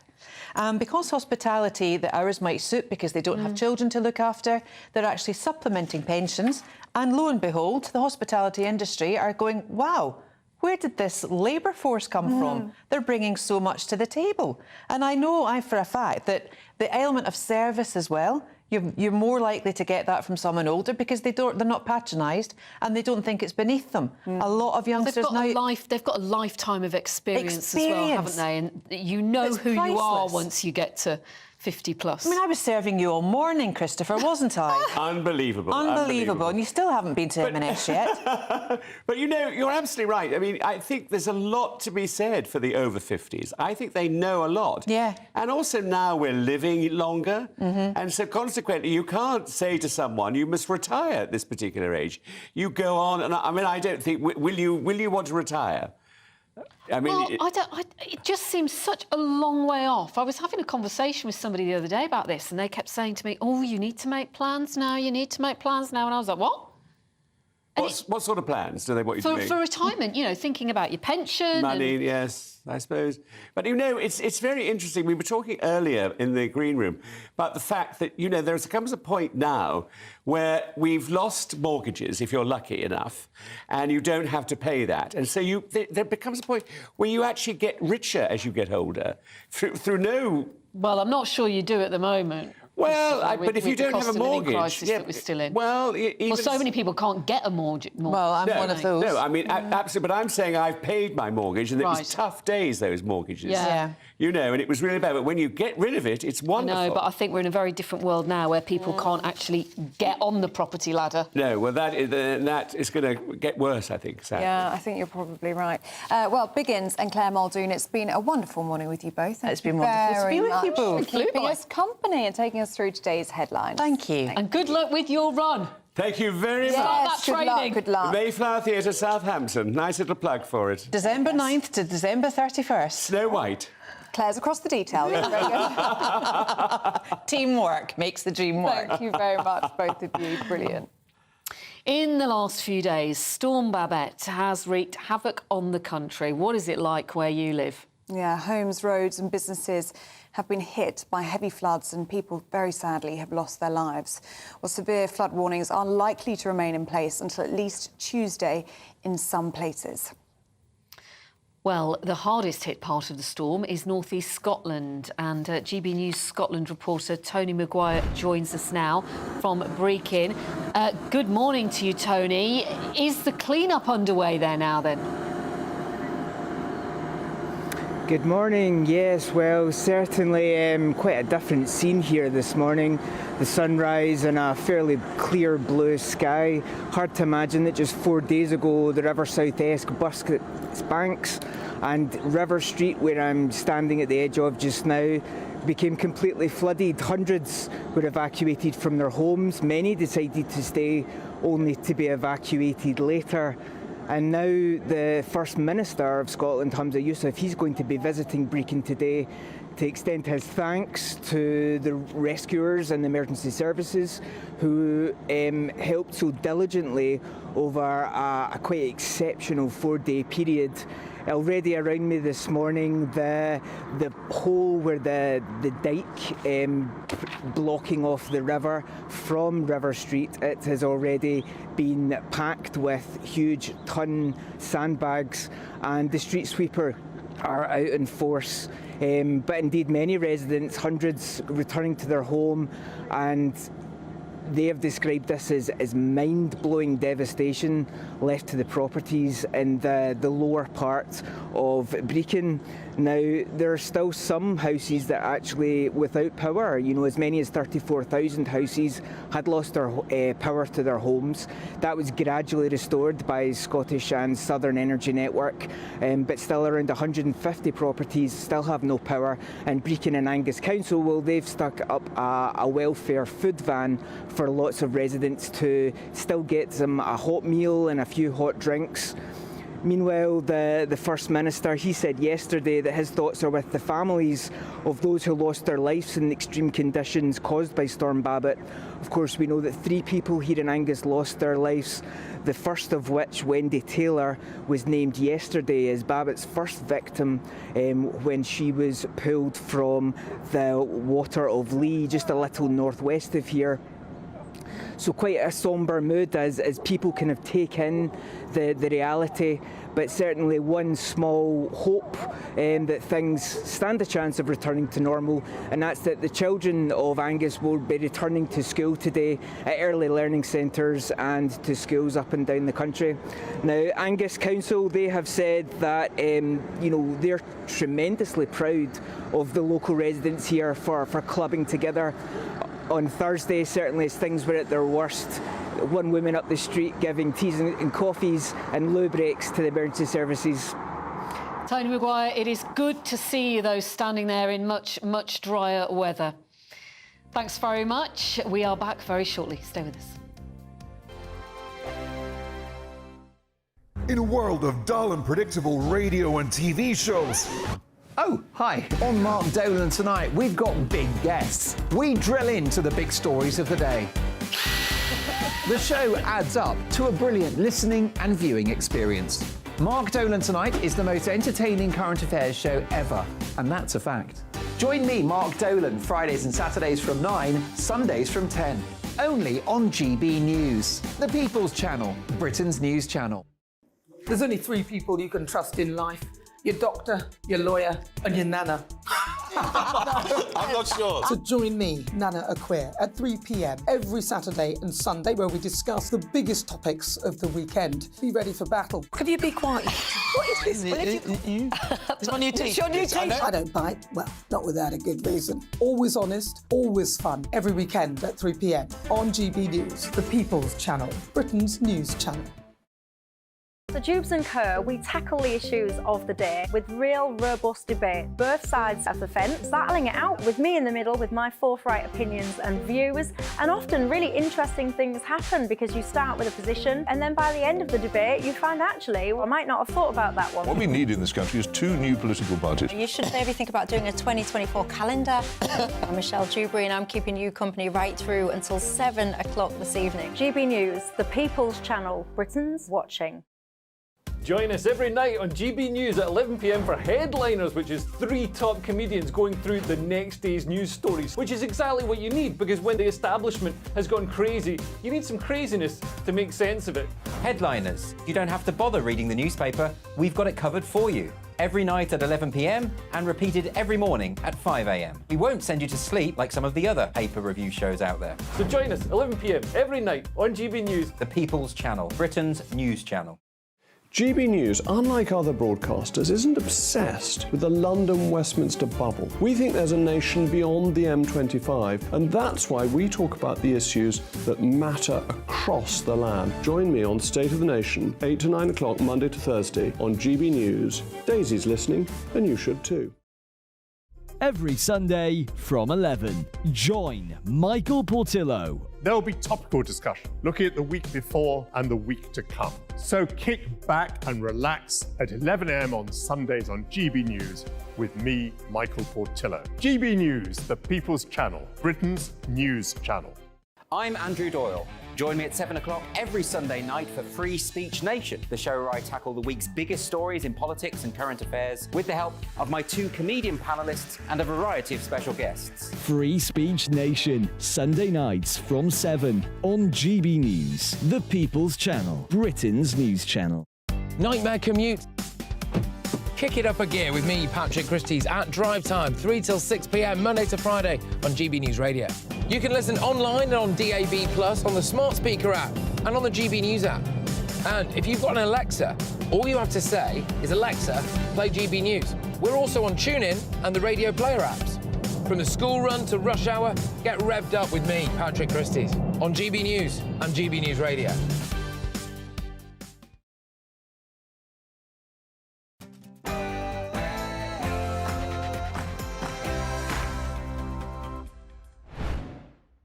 It's 11 a.m. in Israel and Gaza. Overnight, Israel says it hit 320 more Hamas targets in the Gaza Strip.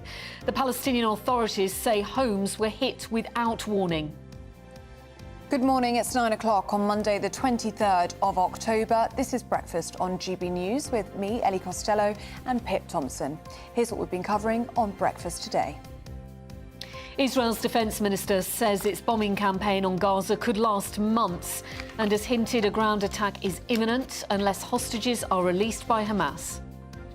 Iran's foreign minister has warned Israel and the US the Middle East may spiral out of control if Israel does not immediately stop its military action.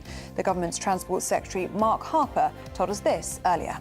You'll have seen last week the Foreign Secretary and the Prime Minister in the region talking to leaders, working very hard, both dealing with the hostages, the British citizens that have been taken hostage, but also talking to Israel, supporting them in their right to defend their country.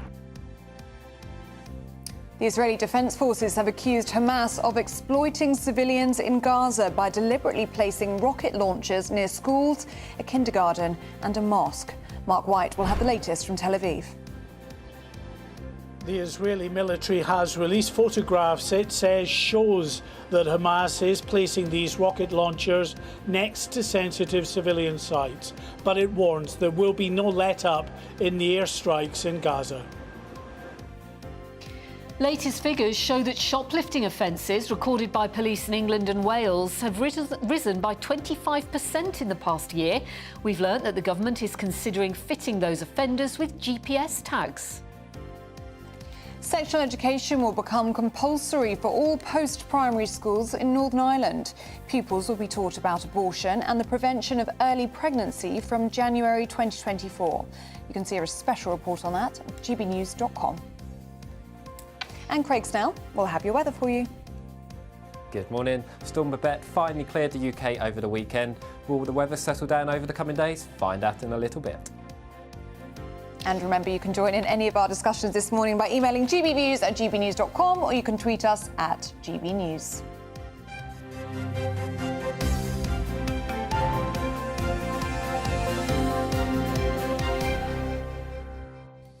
Well, throughout the morning, we've been hearing about rising tensions across the Middle East. Iran's foreign minister has warned Israel and the US to stop its military campaign on Gaza and the West Bank.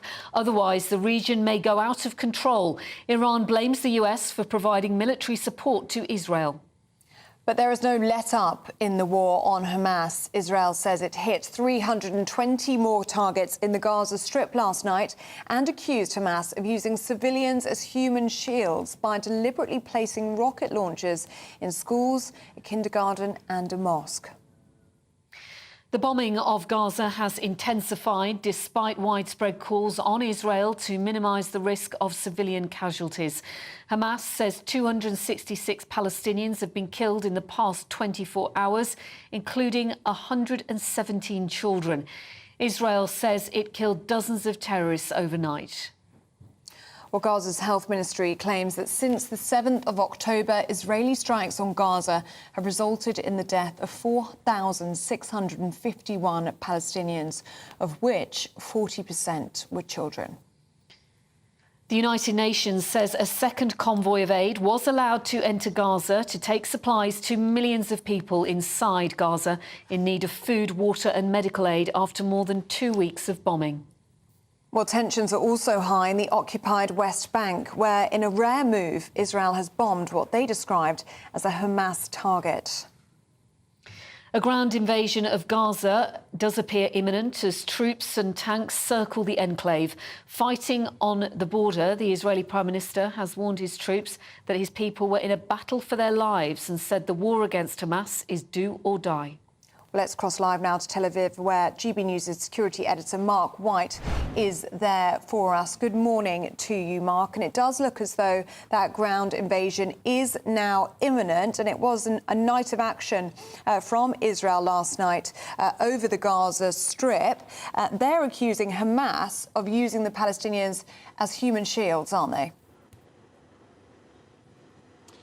Yes, the IDF have released some photographs today which they say shows that Hamas has been placing these rocket launchers next to sensitive civilian sites. And according to the IDF, the photographs show rocket launchers next to a kindergarten, next to schools, next to a mosque, and even next to a United Nations compound. And that just makes it that more complicated for the Israeli Defense Forces as they continue their aerial strikes of Hamas in Gaza with a view to degrading them ahead of any ground war. We talk about it being imminent. In truth, we don't know. It is at a time of the Israelis choosing. They certainly have now all of the troops, the armour and other backup that is required to go into Gaza. But when they do that, they want to make sure probably that they do it very methodically, because it is going to be a very complex, messy, bloody affair when they go into what will be house-to-house fighting. And that's why we're seeing at the moment this very intense aerial bombardment of Gaza, northern Gaza in particular, with the Israeli Defense Forces confirming that in the last 24 hours they struck 320 separate sites. Now, those sites, they claim, were tunnels used by Hamas, command centres used by Hamas, other infrastructure used by this terrorist group. So they'll continue with that, acknowledging all the time that it's very difficult, that they are trying not to have civilian casualties in this, but when you have still hundreds of thousands of people in the north of Gaza, either who do not want to leave or who are being prevented from leaving by Hamas, then it means that it is very difficult to go after the Hamas infrastructure and do that without civilian casualties. We understand there is a press briefing at the moment taking place by Israeli Defense Forces. And Mark, a line that is now coming out is that they have raised the number of people being held hostage by Hamas. And that number has now risen to 222 confirmed hostages. That's right. These regular briefings are given by the Israeli Defense Forces several times a day, and usually we do see new statistics such as the airstrikes, 320, and the number of hostages rising as well. They know or believe that it's actually more than that figure you've just given. In fact, last night it had risen to 218, now up again.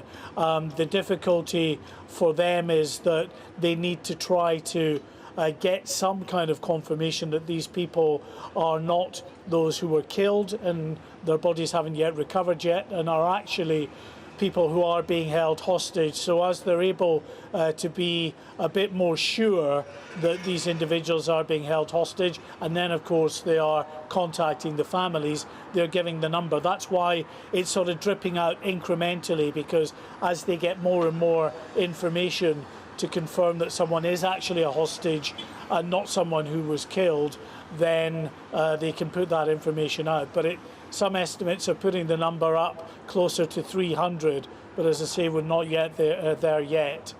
And Mark, as we've just been speaking to you there, we saw live pictures from the Israel-Gaza border where explosions were taking place. We could see smoke billowing in those pictures. And there is concern, isn't there, for those hostages, once there is this ground invasion, that they could cause more harm than good to those hostages inside Gaza.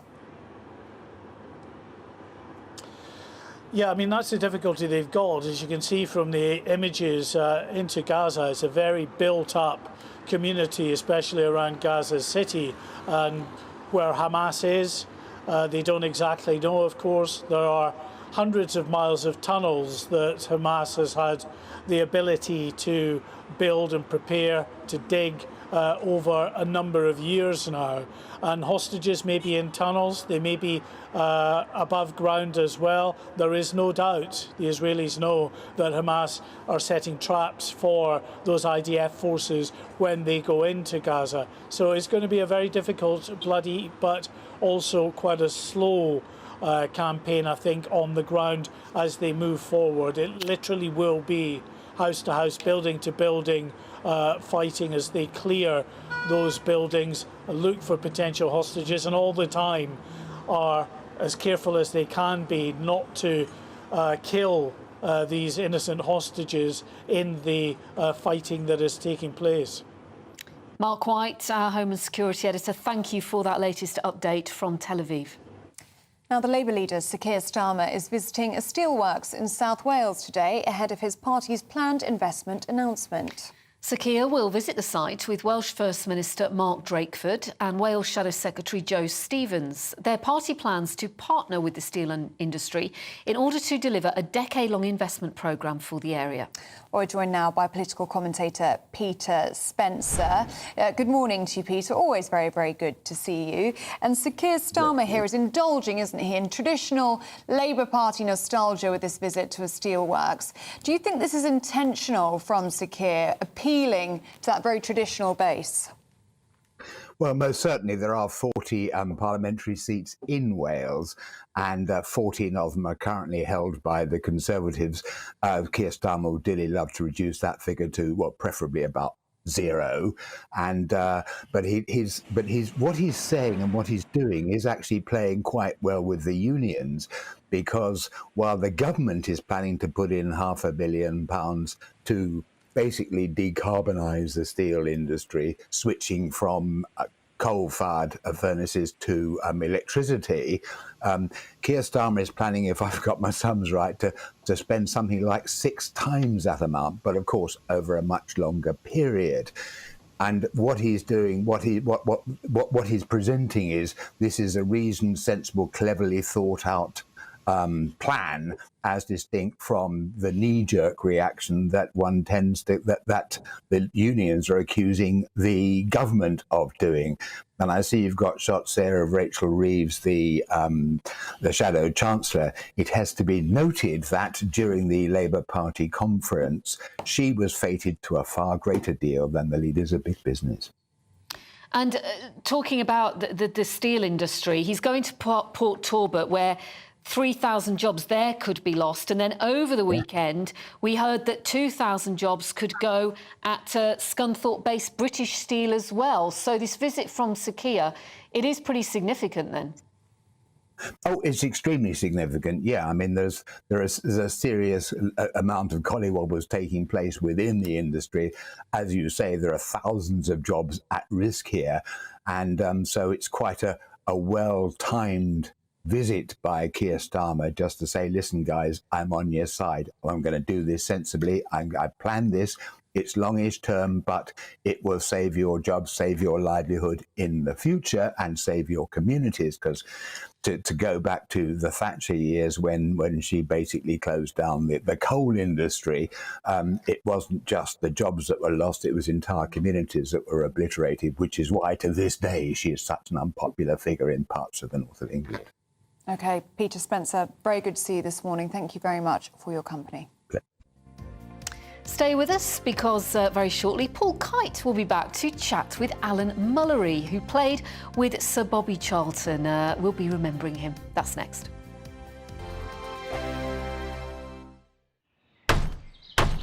Who is it? We're here for the show.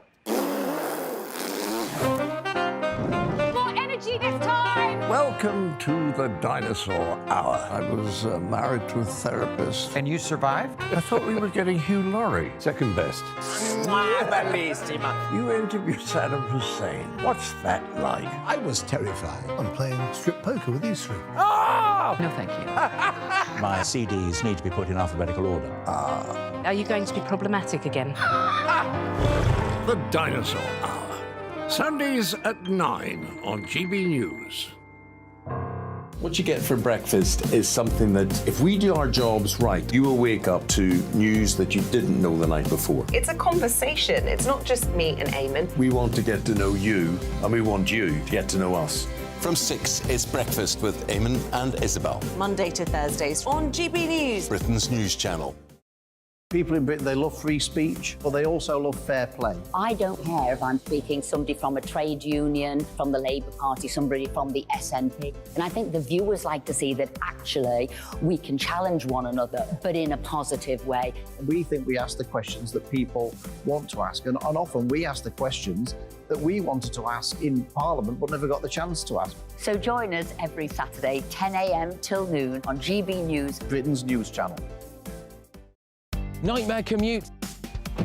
Kick it up a gear with me, Patrick Christie's at Drive Time, 3 till 6 p.m, Monday to Friday on GB News Radio. You can listen online and on DAB+, on the smart speaker app and on the GB News app. And if you've got an Alexa, all you have to say is, Alexa, play GB News. We're also on TuneIn and the Radio Player apps. From the school run to rush hour, get revved up with me, Patrick Christie's, on GB News and GB News Radio. Tired of the usual focus-tested, pre-prepared Westminster runaround? Well, so am I. So you want higher taxes? Is your department to blame for this? Are you rethinking this policy? Every Sunday at 9:30, I'll be sitting down with those in power to get the truth about the issues affecting you. Let's be honest, we've known about the cost pressures of this project for years, not months. That's the Camilla Tominey Show, a politics show with personality. On GB News, the People's Channel, Britain's news channel. Now then, Lee Anderson here. Join me on GB News on my show, The Real World, every Friday at 7 p.m. I'm not eating bloody cat. Are you Delicious. mental? Open your mouth. OK, here comes a train. Reminds me of the scene in Singing in the Rain. Adam, is that a good one? Whoa! Join me at 7 on GB News, Britain's news channel. When the news happens, it happens here. And really important breaking news. Breaking news this morning. On TV, radio and online, the news starts here on Britain's Newsroom. All the biggest stories and the answers that you need from across the UK and beyond. Join Britain's Newsroom from 9:30 on GB News. The People's Channel, Britain's news channel.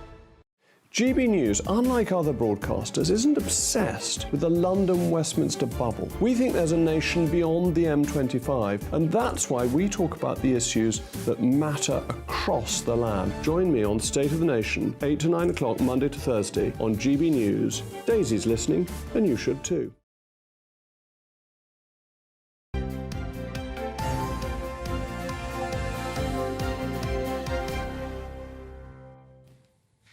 Good morning again, welcome back. It's 17 minutes past 9. Welcome to Breakfast on GB News with Ellie and Pip, and welcome back to broadcaster Paul Coyte. We've been remembering, reflecting on Sir Bobby Charlton, the late great Sir Bobby Charlton, all morning, and you've got another very special guest. Well, yeah, we spoke to Mark Lawrenson just now, and he was managed by Sir Bobby, and I thought it would be nice to have a true football legend, not only, I mean, my goodness, he played with him so many times playing for England, also played against him when he was playing for Spurs against Manchester United over the years. Another member of the National Football Hall of Fame alongside Sir Bobby, and that's the great Alan Mullery, who joins us this morning. Morning, Alan. Paul, I can't hear you. Oh, you know what? I could do like the Bob Dylan Subterranean Homesick Blues and hold up the questions.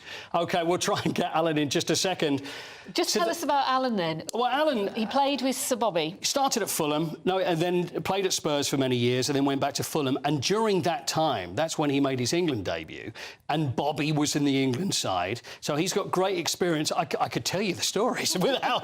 But in 1970, when England played the World Cup over in Mexico... got to the quarter-final, knocked out by West Germany, as it was then. Bobby played incredibly hot conditions. Bobby played alongside Alan, so Alan will know him from that. And also, like I mentioned, the National Football Hall of Fame, which is only reserved for the true greats. So Alan was one of those. Bobby, of course, is one of those, and they grew up almost together playing football against each other. So I imagine it's probably better to have played alongside Bobby than it would have been to play against Bobby, because he was such a brilliant, brilliant footballer. Yeah. Well, whilst we try and reconnect with Alan, let's just reflect on Sir Bobby Charlton, shall we? Because his name has really become synonymous, hasn't it, with football in this country? Yeah, not just in this country, but also around the world. Footballers around the world these days, especially with kids, everybody knows every player. They use the word great. Oh, he's great, he's a legend. And I hate that phrase where they go, oh, the word legend is used far too much. But, you know, with Bobby Charlton to Bobby Charlton, even when we go back to the 60s, you could go around any place in the world and everybody would know who he was, even though you wouldn't get the footage, you wouldn't be able to see the games, but he was that legendary. Now, 1966, everybody will remember, of course, Geoff Hurst, Sir Geoff Hurst scoring that hat-trick. Everybody remembers Martin Peters, who scored the goal as well, and Bobby Moore, but still, Sir Bobby Charlton, the heartbeat of that side, and still the greatest player. And even to this day, still look back as what a great player. But then went on. I mean, this man retired in 1973. So he's been a long time retired, but then known as... There he is. That's Bobby Moore, of course. When we look at those pictures, of course, there's not many left now from that team. Is it Sir Geoff Hurst? It's only Sir Geoff Hurst left. That's it. It's been an awful few years. And it's that awful curse of dementia again, which has hit so many players. And Sir Bobby was one of those. There's some great footage there. Even we're going back to Stan Mortensen. We're going back to when he was playing in the very early 60s. But those halcyon days were probably 66 to 68. And also, I should mention what he went through, what he actually went through. I think we've got Alan back. Oh, that'd be great. Let's see Let's if he hope can hear Alan you this Mallory's time. with us. Alan, can you hear us OK? It's great to see you. I can hear you and see you, Paul. It's lovely to see you. I've been through every story of you and Bobby Charlton already, but I think the main thing that we were saying is it must have been much better to play alongside him than play against him, which you did many times as well, Alan. Absolutely. You know, 1 or 2 or 3 times I've tried to kill him, but he got away with it. I mean, he was absolutely fantastic. You know, to play with him was a joy. To play against him was very difficult. But he was that type of guy, you know. He wasn't flash, he wasn't this, he wasn't that. He was just a genuine man. You know, kind of born just outside Newcastle with his brother Jack. He was, you know, you just got everything you give to a person who was a very, very lovely man. And would stop and talk to people. I've seen him going to games, you know, when we were playing Manchester United. There would be 100 people wanting him to sign autographs before the game, you know, and they'd go in with about 15 minutes to go before kickoff because he was signing all these things. Now, that was, you know, really good for them because people would love him everywhere he went. And also, I mentioned earlier that he was known worldwide, wasn't he? Even when we go back to the 60s, everybody knew who Bobby Charlton was. Absolutely. And I'll tell you what, everybody knew in Marks and Spencer's who Alan Mallory is. But when you go talk to him, you could go throughout the world to somewhere where we've never been or seen, and somebody would ask about Bobby Charlton. This has never happened, Paul. You know, with other people. This man was special, really, really special.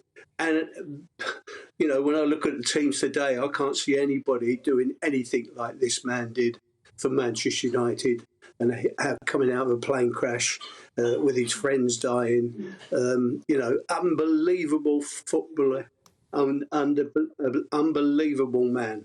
Well, it's incredible, isn't it, and testament to him that what he came through, not only to be the great footballer he was, but you mentioned Munich in 1958 and the amount of friends of his and teammates that died in that crash. He was playing within a few weeks, and then to reach the heights that he reached, he's remarkable, isn't it, Alan? There are some pictures that I've seen, you know, just recently of him after in the hospital there. Yeah. And there's bandages all over him. And inside about 3 weeks, he wanted to play. You know, I mean, it's ridiculous. If you said that to a footballer today, you'd probably drop dead. You know, shock. Yeah, but he got, and he started to play again, which was unbelievable. People looked at this and said, this man shouldn't be playing. But he was. He was that type of person, you know. He was a footballer's friend, and what he did for football was everything. Remarkable man. So many people say when great people, great famous people pass away, how great they were, but he truly was one of the greatest of all time. Alan, One of the greats yourself as well. Thank you very much for your time. Always good to speak to you. Alan Mullery. Yeah, really moving to hear Alan pay tribute there. And thank you, Paul Coit, as well, for your tributes throughout the morning. Pleasure. And for being with us. Lovely hearing Yeah, it has really been lovely. Up next is Britain's Newsroom. It's Emily and Tom today. Good morning. Welcome to your latest GB News weather forecast. I'm Craig Snell. Well, looking ahead to today, it's a bit of a chilly start out there, but for most of us, it should be largely dry and bright. Watch out for a few icy patches first thing, however, across parts of Scotland, the far north of England. Elsewhere, maybe the odd mist or fog patch, but for most, it's a largely dry and bright start. Watching some rain just potentially moving into parts of Northern Ireland, maybe the far west of Wales, southwest England too. But come the afternoon, best of the sunshine really will be up across parts of Scotland. And for most of us, temperatures around where they should be for the time of year. Into the evening, we'll continue to see the risk of some rain across parts of Northern Ireland, southwestern parts of England.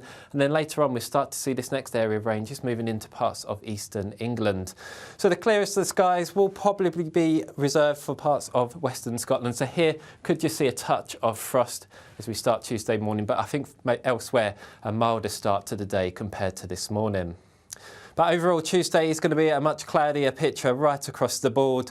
Risk of some heavier and persistent rain for a time across eastern England. But come the afternoon, cheering up quite nicely across southwest England, South Wales, and actually a good chunk of Scotland not doing too badly. Largely dry here with some sunny spells.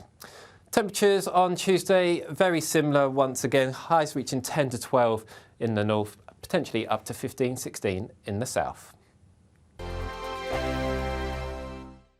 In a world of dull and predictable radio and TV shows. Oh, hi. On Mark Dolan tonight, we've got big guests. We drill into the big stories of the day. The show adds up to a brilliant listening and viewing experience. Mark Dolan Tonight is the most entertaining current affairs show ever, and that's a fact. Join me, Mark Dolan, Fridays and Saturdays from 9, Sundays from 10.